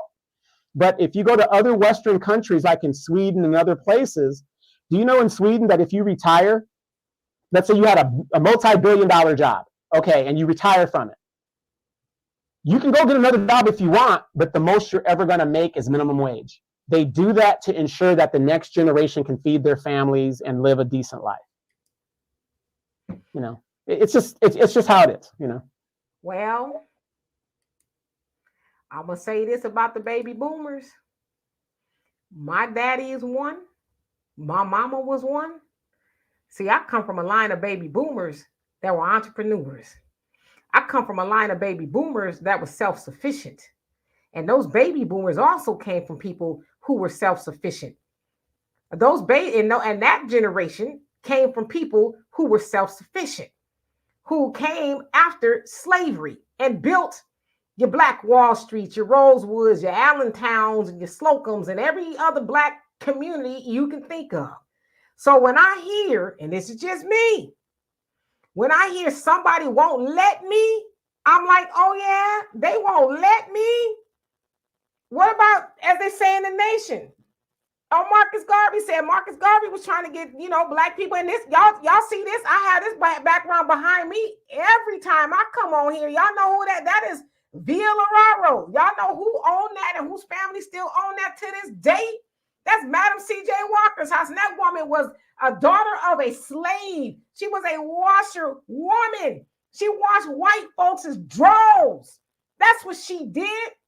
But she made something, a product. In fact, they said that Madam C.J. Walker was the first model of an MLM, multi-level marketing company, the model of Avon and all that. They said Madam C.J. Walker was the pioneer of that and said to be the first Black female millionaire in the United States of America. So when I hear somebody won't let me, I think of James Brown, who says, I don't need you to, do nothing for me. Open the door and I'll walk in and get it myself.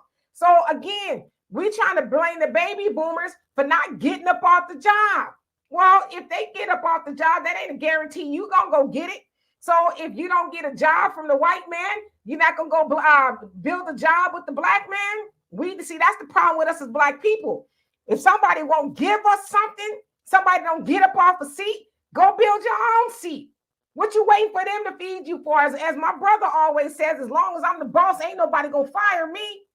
So we need to move away from, oh, they won't get up off it or they won't give me something. We got to think more in terms of being self-sufficient. If not, then another white person hired us today, and that's what was going on in Black Wall Street. Black white folks wasn't hiring them. I think of an actor by the name of Clarence Muse. My mama interviewed him.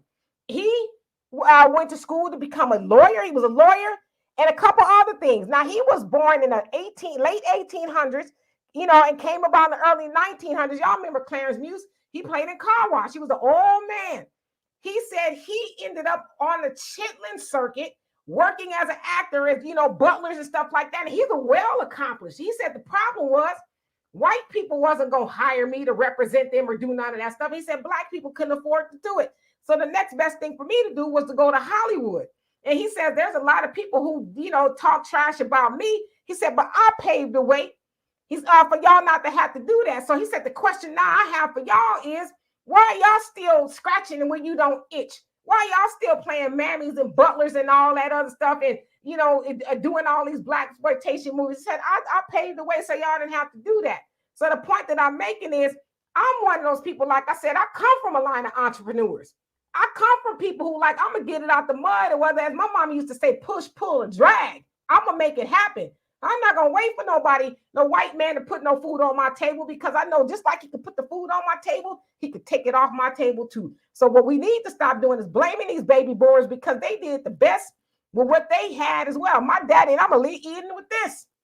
My daddy had a job with Ferrari, and he scratched that white man's vehicle, and that white man fired my daddy, would not pay him what he was worth. He had to take that man to the labor board, get all his money. He said, from that point on, I never punched a clock for another white man. My dad was his own, worked on for himself ever since, because he said I would never be in a position again where a white man can make sure that I starve. So, and him being of the nation, they say, do for self. They impress upon Black people to do for self.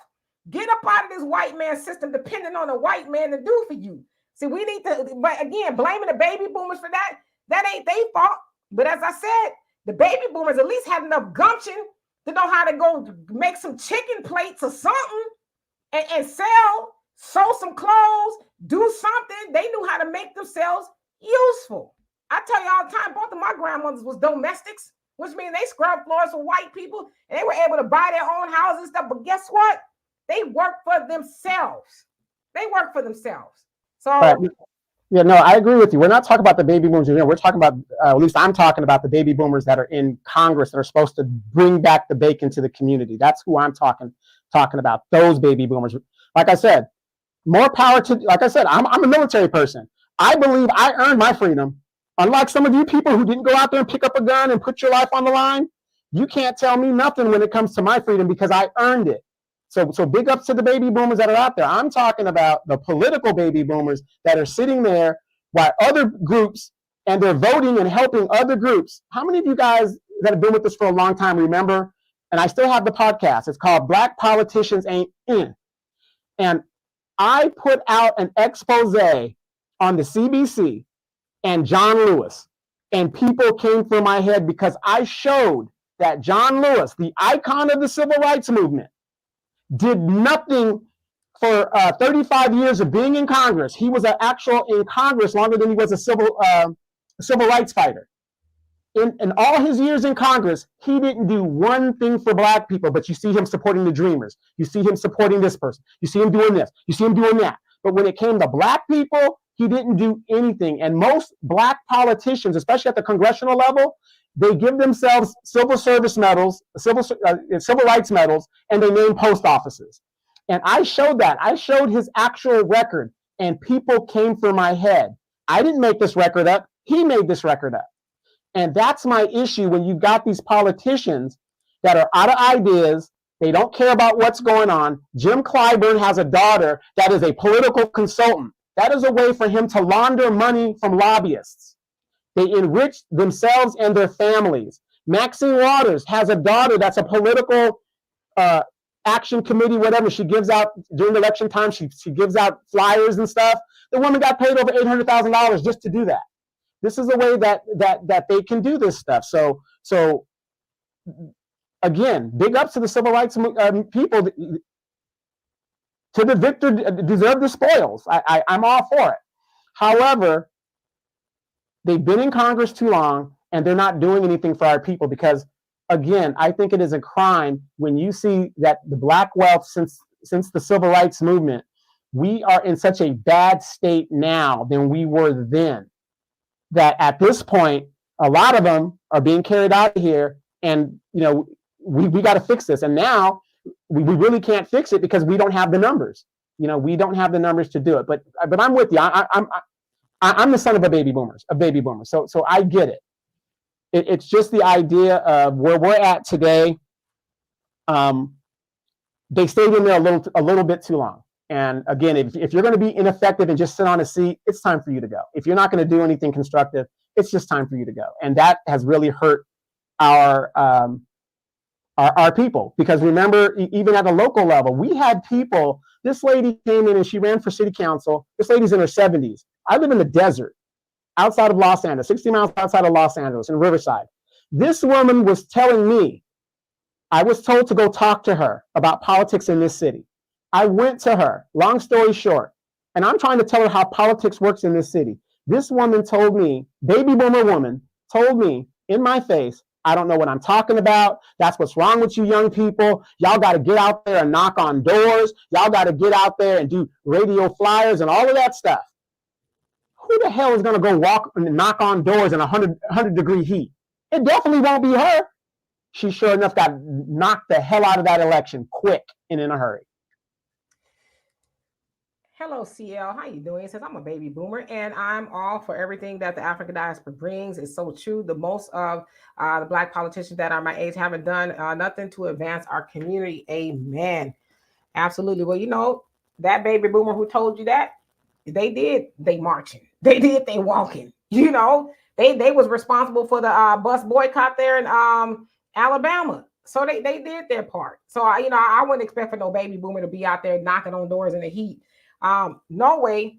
But as far as them getting up off the seat, I always say this: they ain't gonna be on the seat unless people keep voting them up in there.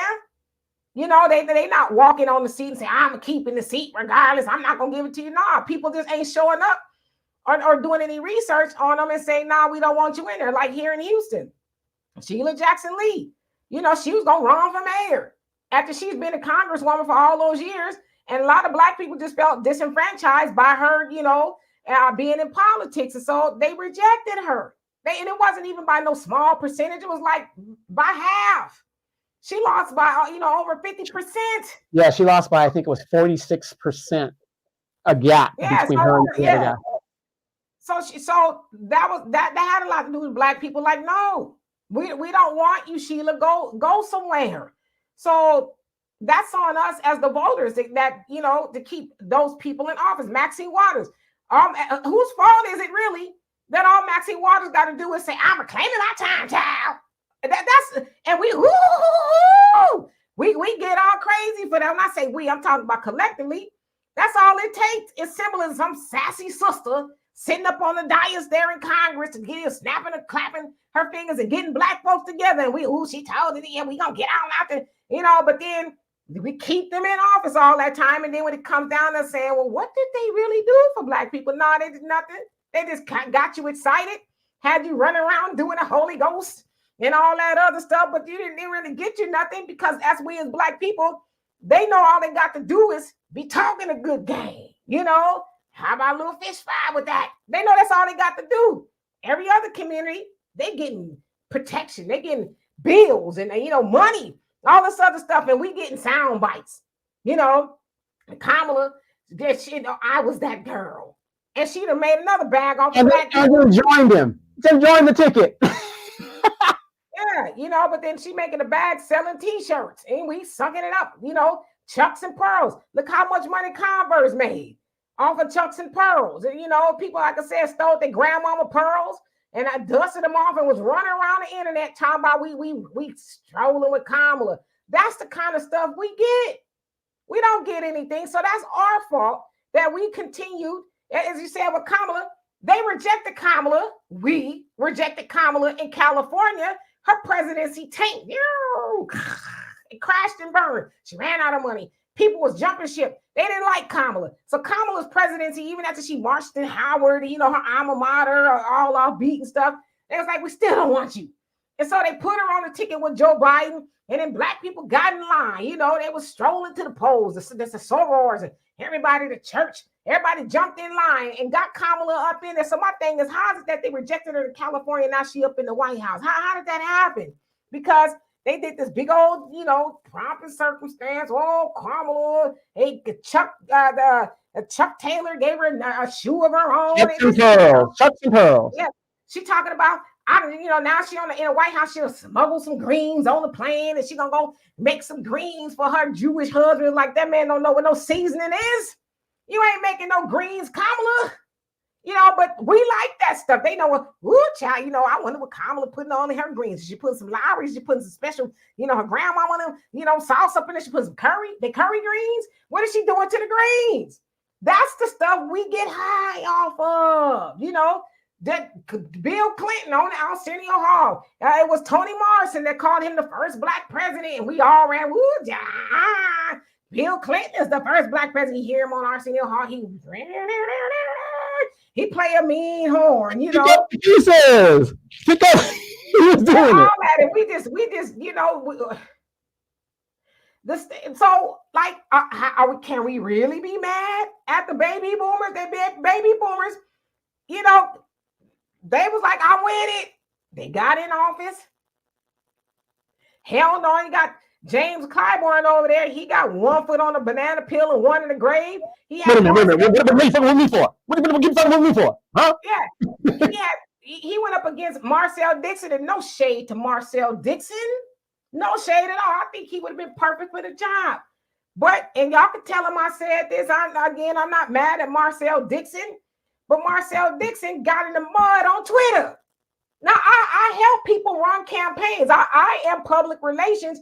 I tell people, I teach them how to speak, how to dress, and all of that, right? Now, when I looked, and I tell y'all, if y'all know Marcel Dixon, tell him to holler at your girl if he running against James Clyburn, but you can't get on Twitter calling people tellers and all that other stuff, because there's some Africans that's living in the district, I'm quite sure, that you need to vote. Now, a lot of people on Twitter, go, they can't vote for you. So it's like, if you want to beat James Clyburn, Get with Marcel Dixon and say, hey, brother, can I holler at you? We like what you're talking about. We like the reparation stuff, but all these antics you got going, you're going to have to drop that because it's not dignified for a candidate. We will, and that's the other thing too, and no shade to Marcel, but a lot of times I listen to urban radio and I'm like, is that what they got to do to get black people to pay attention as loud as, oh, you didn't bring your dog over. What you gonna do now? And it's all of that. And I'm like, but when you go listen to the white people station, if your dog has been injured, call John Worthington, law firm, and he'll be with you most expeditiously. But with us, they got to, do the raccooning to get us to respond. And so to me, when I see somebody like James Clyburn, who's never, ever, ever, ever gonna do nothing for black people but give you some hard ass fish with no hot sauce. Then I see Marcel Dixon, who is a lot younger and who should be in that seat. It's like, of course the baby boomers ain't gonna vote for you because you're calling people names on Twitter. You're in a documentary called Tethers. It's like, come on, man, really? You see what I'm saying? So we got to put up better candidates. We got to be serious. So some of that is on us. And James Clyburn is probably going to die on the seat until somebody pull, Marcel Dixon's hat. Hey, we need you to get serious, brother, because we need you in there. He going to always be in office. Yeah. Well, let me ask you this, though, Demetra. I know you've already said it. Let's just surmise where we're at right now. Do you think the Democratic Party is in trouble? What does the Democratic Party have to do? Let's talk solution. What do you think they have to do to get the 20% of those blacks, because let's face it, the 80 of us are just brainwashed, that the 22% of those black men and women back to vote Democrat?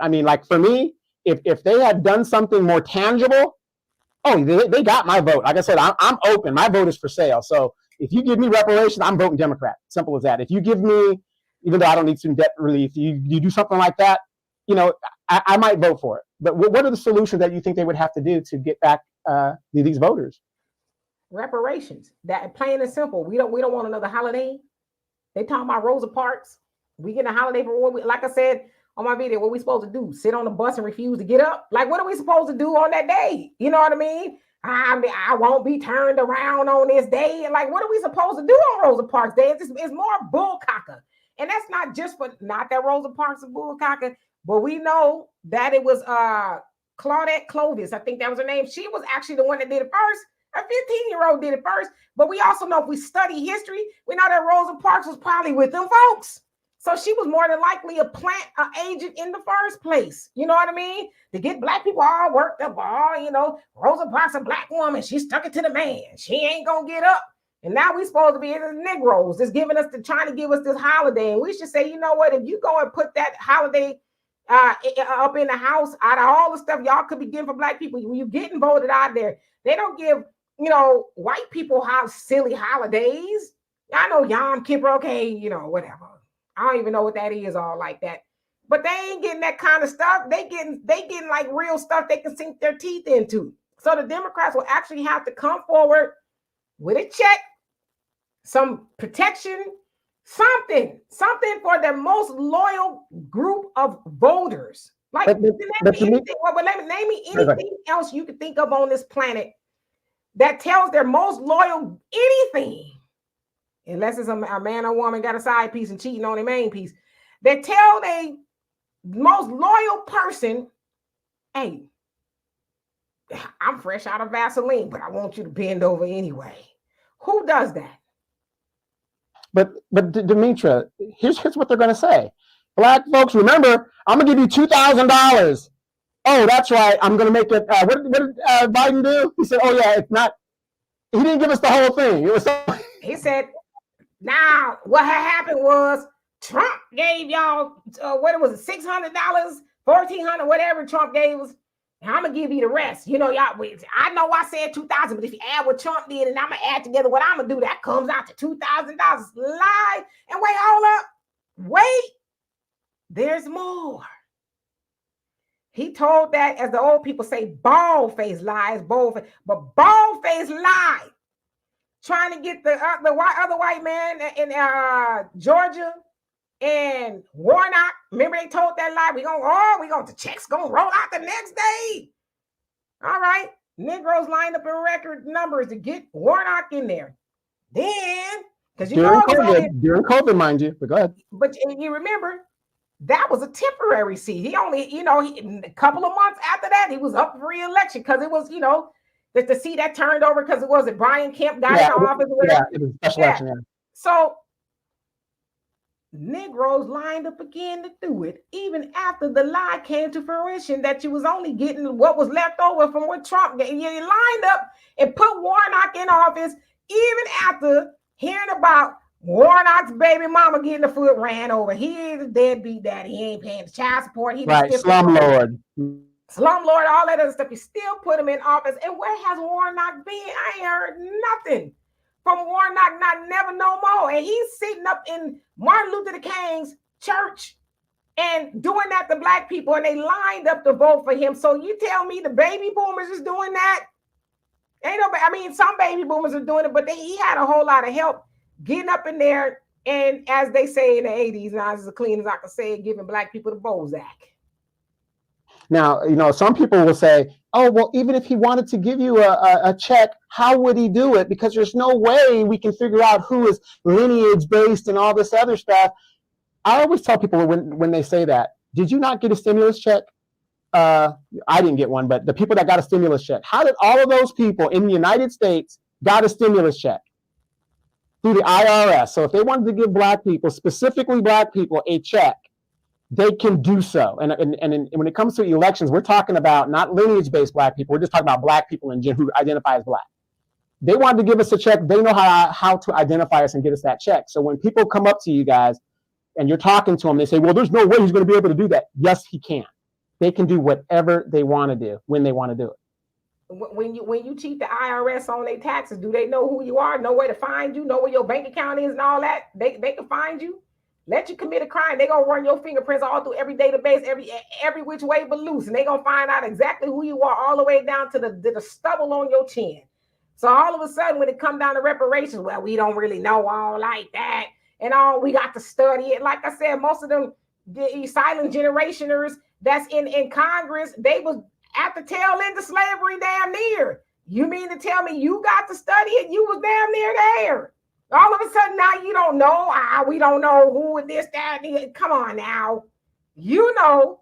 Right. And sharecropping is just another form of slavery, except that they didn't have the taskmaster over them. So it ain't like they don't know how this stuff works. They absolutely know. But you know what? They know we don't know. And they know we ain't gonna press them on it. Well, if that's the way it is, they know better than us. So if they said it, there's a lot of them black people defend them. Well, they can't just do anything just for black people. They the president and everybody. If they do something for black people, then they gonna be a part of office. All that, but then they don't never talk about those politicians when they get in them little back rooms of the churches. Now listen, I can't really say all like that. But if you vote for me, tell your family, your friends to vote for me. When I get in there, I'm going to get something for you. I'm going to bring the bacon back home. And, I'm going to make sure. And they get up there real good, start getting a little white envelope slid to them. They like, I said that. Now, you got to remember now, they're getting caught up on these cell phones and stuff. But especially back then, they was lying all every way. Oh, yeah. Y'all going to get that you, Santa, as soon as I get up in there. And all the you Santas are gone. See, and that's another thing we got to do. Again, you guys, you cannot give this. If you didn't get nothing this first term, you're not going to get nothing the second term. Obama showed us that. And also, when these people make these promises, whatever level, state level, whatever the deal is, don't give them a second term. If they didn't do anything that they said they were going to do, you get them up out of there and get you somebody that will. It's funny how other groups, white folks, Asians, Latinos, when the people ain't doing what they're supposed to do, they ain't sitting up in there in a lifetime. They're getting rid of them people. January 6th. What do you guys think that was about? That was a message sent to the Congress. And look at all those congressmen that are like, well, it was really it wasn't an insurrection. It was really more of a disagreement between this and that, because they are accountable to their constituents. They sent a message to these people. If you ain't going to do what it is we want you to do, we're going to get you up out of there one way or the other. Absolutely. And Gerard, if I didn't already, how you doing? And I'm reading y'all comments to you say Warnock would have lost if Republicans didn't nominate Herschel Walker. Yeah, it's possible, but Herschel Walker was giving Warnock a run for his money, and in some polls he was leading. A runoff, didn't it? Didn't it go to a runoff? Yeah, it was a runoff. So Herschel Walker didn't get in there and get beat up, But I ask people all the time, like, you mad because Herschel Walker's in there? Yeah, he's dumb as a box of rocks, but you don't think that Warnock is a puppet as well? He a puppet too. Now, people talk about, Herschel Walker, this, that, and the other. And like I said, you ain't heard nothing from Ralph Warnock. He ain't said nothing to black people since. But yet, black people defended him tooth and nail.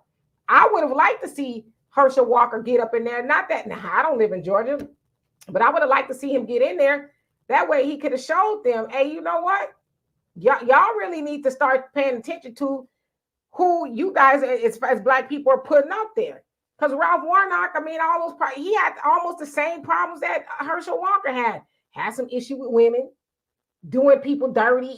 So he wasn't that much better, but black people, he's in Martin Luther King's church, but treating black tenants the way he was treating them in his rental apartments and stuff. And so, I don't know. I wanted Herschel Walker to win. I really did. And just to really prove a point. You on mute.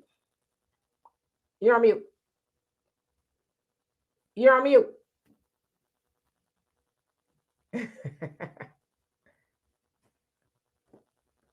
Me now? Can you hear me now? Now we can hear you. Yeah. Okay. But look at Tommy Tuberville. The guy was a former college coach. The guy's dumb as a box of rocks. The guy held up all those promotions in the military. He's in there. He doesn't know a damn thing about politics. But he's doing what his constituents want him to do. That's the kind of stuff that we need. We need results. If you ain't going to do what it is to do, it ain't a lifetime appointment here, brother. You got to go. And notice they're quick to talk about term limits when they're running. And then they get into office, you don't hear nothing about term limits. But the president has a term limit. Yeah, and then what's that fool's name? George Santos. That cat who was doing this finagled his way all up into, what was it, a representative, finagled his way up in there, and they tried to get him out. He had all kind of stuff going on, and finally Republicans was like, oh, hell to the no. And you rocking and rolling with the rainbow too, and you stealing money and all that other stuff. Now you got to go. You will not. Oh my God, there's a code among thieves? I couldn't believe it. I couldn't believe they were outraged. But that ought to tell you something. Even though it's like, now we be doing a lot of dirt too, but you ain't gonna be up here representing us. Just at least when we be stealing from the people, we do it incognito. But you just all blatant with it, having all kind of parties and stuff with it. Only fan accounts, tooting your booty all up in front of everybody, and you ain't. Because listen, one thing you ain't gonna tell me. I know there's a lot of people in Congress in the closet, but guess what? They in the closet. Now, some of them coming out the closet now. There's a lot of them that's in the closet, but he was just very flamboyant with it. Like, I ain't gonna tell me what to do, So they didn't like that. It's like, nah, because you might tell on the rest of us, and we can't have you doing that. So, but they got him up out of there. They wasn't gonna have him up in there. But the Democrats, they be having all kind of crack in the White House, all kind of stuff going on. And they just let it ride. Even with Trump, y'all see how they did Omarosa? They physically threw her ass up out of there. There's like, you got a little too much sister girl going on up in the White House for us. And they threw her up out of there. I'm not saying it's right, but they did. So. Right. And then remember when Biden took office, look at all of the black men and advisors he had in his cabinet. Where are all those black advisors now? Simone Sanders, she's gone. All these people just jumped ship. Cedric Richmond, he was the big black advisor from Louisiana. All these big bootlicks, they all jumped ship looking for other jobs because Biden does not rock with black people. His actions show it. You can talk all you can talk. My mother always told me, talk is cheap, actions speak. Yeah, you think about somebody like Simone Sanders, she walking tall and talking tough, lying back in for the president, He got a whole security detail up there, and she's like, I got it. You know, she gonna headbutt everybody up there trying to tackle, you know, Biden before he's a president. And she got on up in there, and it's like, great, we thank you so much for your service. We thank you so much for, you know, protecting the president's life and all that. Now, what we want you to do is work for Kamala Harris. She's like, yeah, really? Okay, what do you want me to do? Oh, we want you to iron her sheets, make sure her food is heat, you know, at a certain temperature. We want you to make sure her and Dougie there, their pillows are fluffed up. You know, I mean, that's kind of wasn't she aiming for the press secretary job? Wasn't that what she wanted? She was trying to do that, but if she thought that she was going to be like the spokesperson, say whatever they call it for Kamala, but they gave it to somebody else, and they had her up in the kitchen making sure, you know, the flour for the biscuits was of high quality. And then she came out talking about bags. Yeah, she came out talking about, well, you know, this wasn't the position for me, and I felt like I was not, you know, being respected. I'm like, you know, you served your purpose, boo. And you served your purpose. You and your bald head was up there blocking, making sure that the president was unharmed. I mean, come on. You know, they did what they got out there cussing black men out. Shut up. We're not talking to you. You know, y'all don't know what you're talking about. And they put you back there and made you Kamala's mammy. And, you know, I don't know where now she's got some talk show somewhere on streaming somewhere. I don't have cable, but I know she ain't on prime time nowhere. Yeah, you know, she's on the Peacock app. And it's very rare she's on that. You barely that's a step above Tubi. She might as well have a news segment on Tubi. In between Bissonnette and my baby daddy slept with my baby mama's dog or whatever it is, you know. But it's like, what did you think they was gonna do with you? You don't study history as smart as you are. You didn't understand what was gonna come of you. Because I'm sure not putting my body on the line for no Joe Biden. It was embarrassing. That she will forever. Nobody knows Simone Sanders for what does she do? We know her for being a linebacker. She'd been better off trying out for an NFL team somewhere. They could have used her services, but nobody remembers. The Eagles need some, you know, pass rushing line. I'm just saying. They could have used her talents there, but nobody remembers Simone Sanders. Donovan, what does she do? Other than she's streaming somewhere on Peacock. What else does she do? And that's pretty much it. She's just kind of out there doing the feminist talking points and, you know, talking about, you know, the Democrats. What did she do before that? Oh, basically she was just a shill. Like she was a Bernie before that. When she came to prominence, she was Bernie Sanders communications spokesman. And she was talking Bernie Sanders and you know, all the socialist type situations, and that it was very shocking to when she jumped ship to be with Joe Biden. But she's always been a political operative. As a matter of fact, she was tasked when she was in high school. They pick these political operatives from when they're very, very young, and then they groom them to work into the Democratic Party. So she's always been basically, you don't know what she does. Yeah, she's just a Democratic. Yeah. So that's what I'm saying. She'll forever go down in history as the she-bear that decided to become on the CIA detail, you know, Secret Service woman. That's what she decided to do. Ain't nobody asked you to do that, you know, but embarrassing. So nevertheless, like you said, a lot of black people left. Well, it just wasn't what I thought it was going to be. You know, I just felt, you know, and they said most of Kamala's people, they was like, oh, hell no, she tripping. I can't work for her. But it's like, well, in California, when she was running, most of the people jumped ship there too, talking about they wasn't being paid and all kind of stuff. And Kamala looked like she be talking to people funky all the time. So I don't know. But that's usually what happens with black people. They ain't gonna get no real position. But you know, now they got a sister. They got a sister up at the UN, you know, or not voting on ceasefire. They got a black woman doing that. It's like, come on, lady. You don't know when you being used. A negotiation was given out, and she voted no to stop the killing. She voted no to stop the killing. I mean, But Now, again, ladies, Donovan, you study all this stuff. yeah. When last time you seen a woman in such a powerful position voting on whether a ceasefire is going to take place or not, or something like that at the UN? Other than maybe an African country. So when's the last time you seen a black woman from the United States do something like that? Never. Other than what's the other? What's her name? Sharon Rice, the other Rice lady. She was a UN delegate as well. Not Condoleezza Rice, the other Rice. Susan Rice. Susan Rice. Other than her, you've never seen it. You've never seen it. But yes, but she wasn't voting on ceasefires and things like that. Yeah. No. Yeah. Yeah. Never. Yeah. So. Yeah. So there you have it. But anyway, we're gonna get out of here. 2 hours on the dot, baby. 2 hours on the dot. We did it. Anyway, we'll be back here. I don't know where Walter is. I ain't talked to him since. Wait. I think you need to call down to Cuba. He might be down there. I don't know. I got to put an APP out on him. I don't know if we're going to do Wealth Wednesdays. I'll try to get him back on here. You know, Walter got the attention span of a fly. So we'll see if we can get him recommitted this year for Wealth Wednesdays. But nevertheless, I'll be here, Donovan. If you want to come back with me on Wealth Wednesdays, we can talk about something.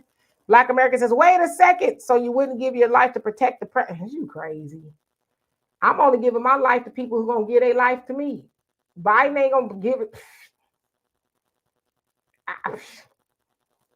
I wouldn't give my life to protect Obama.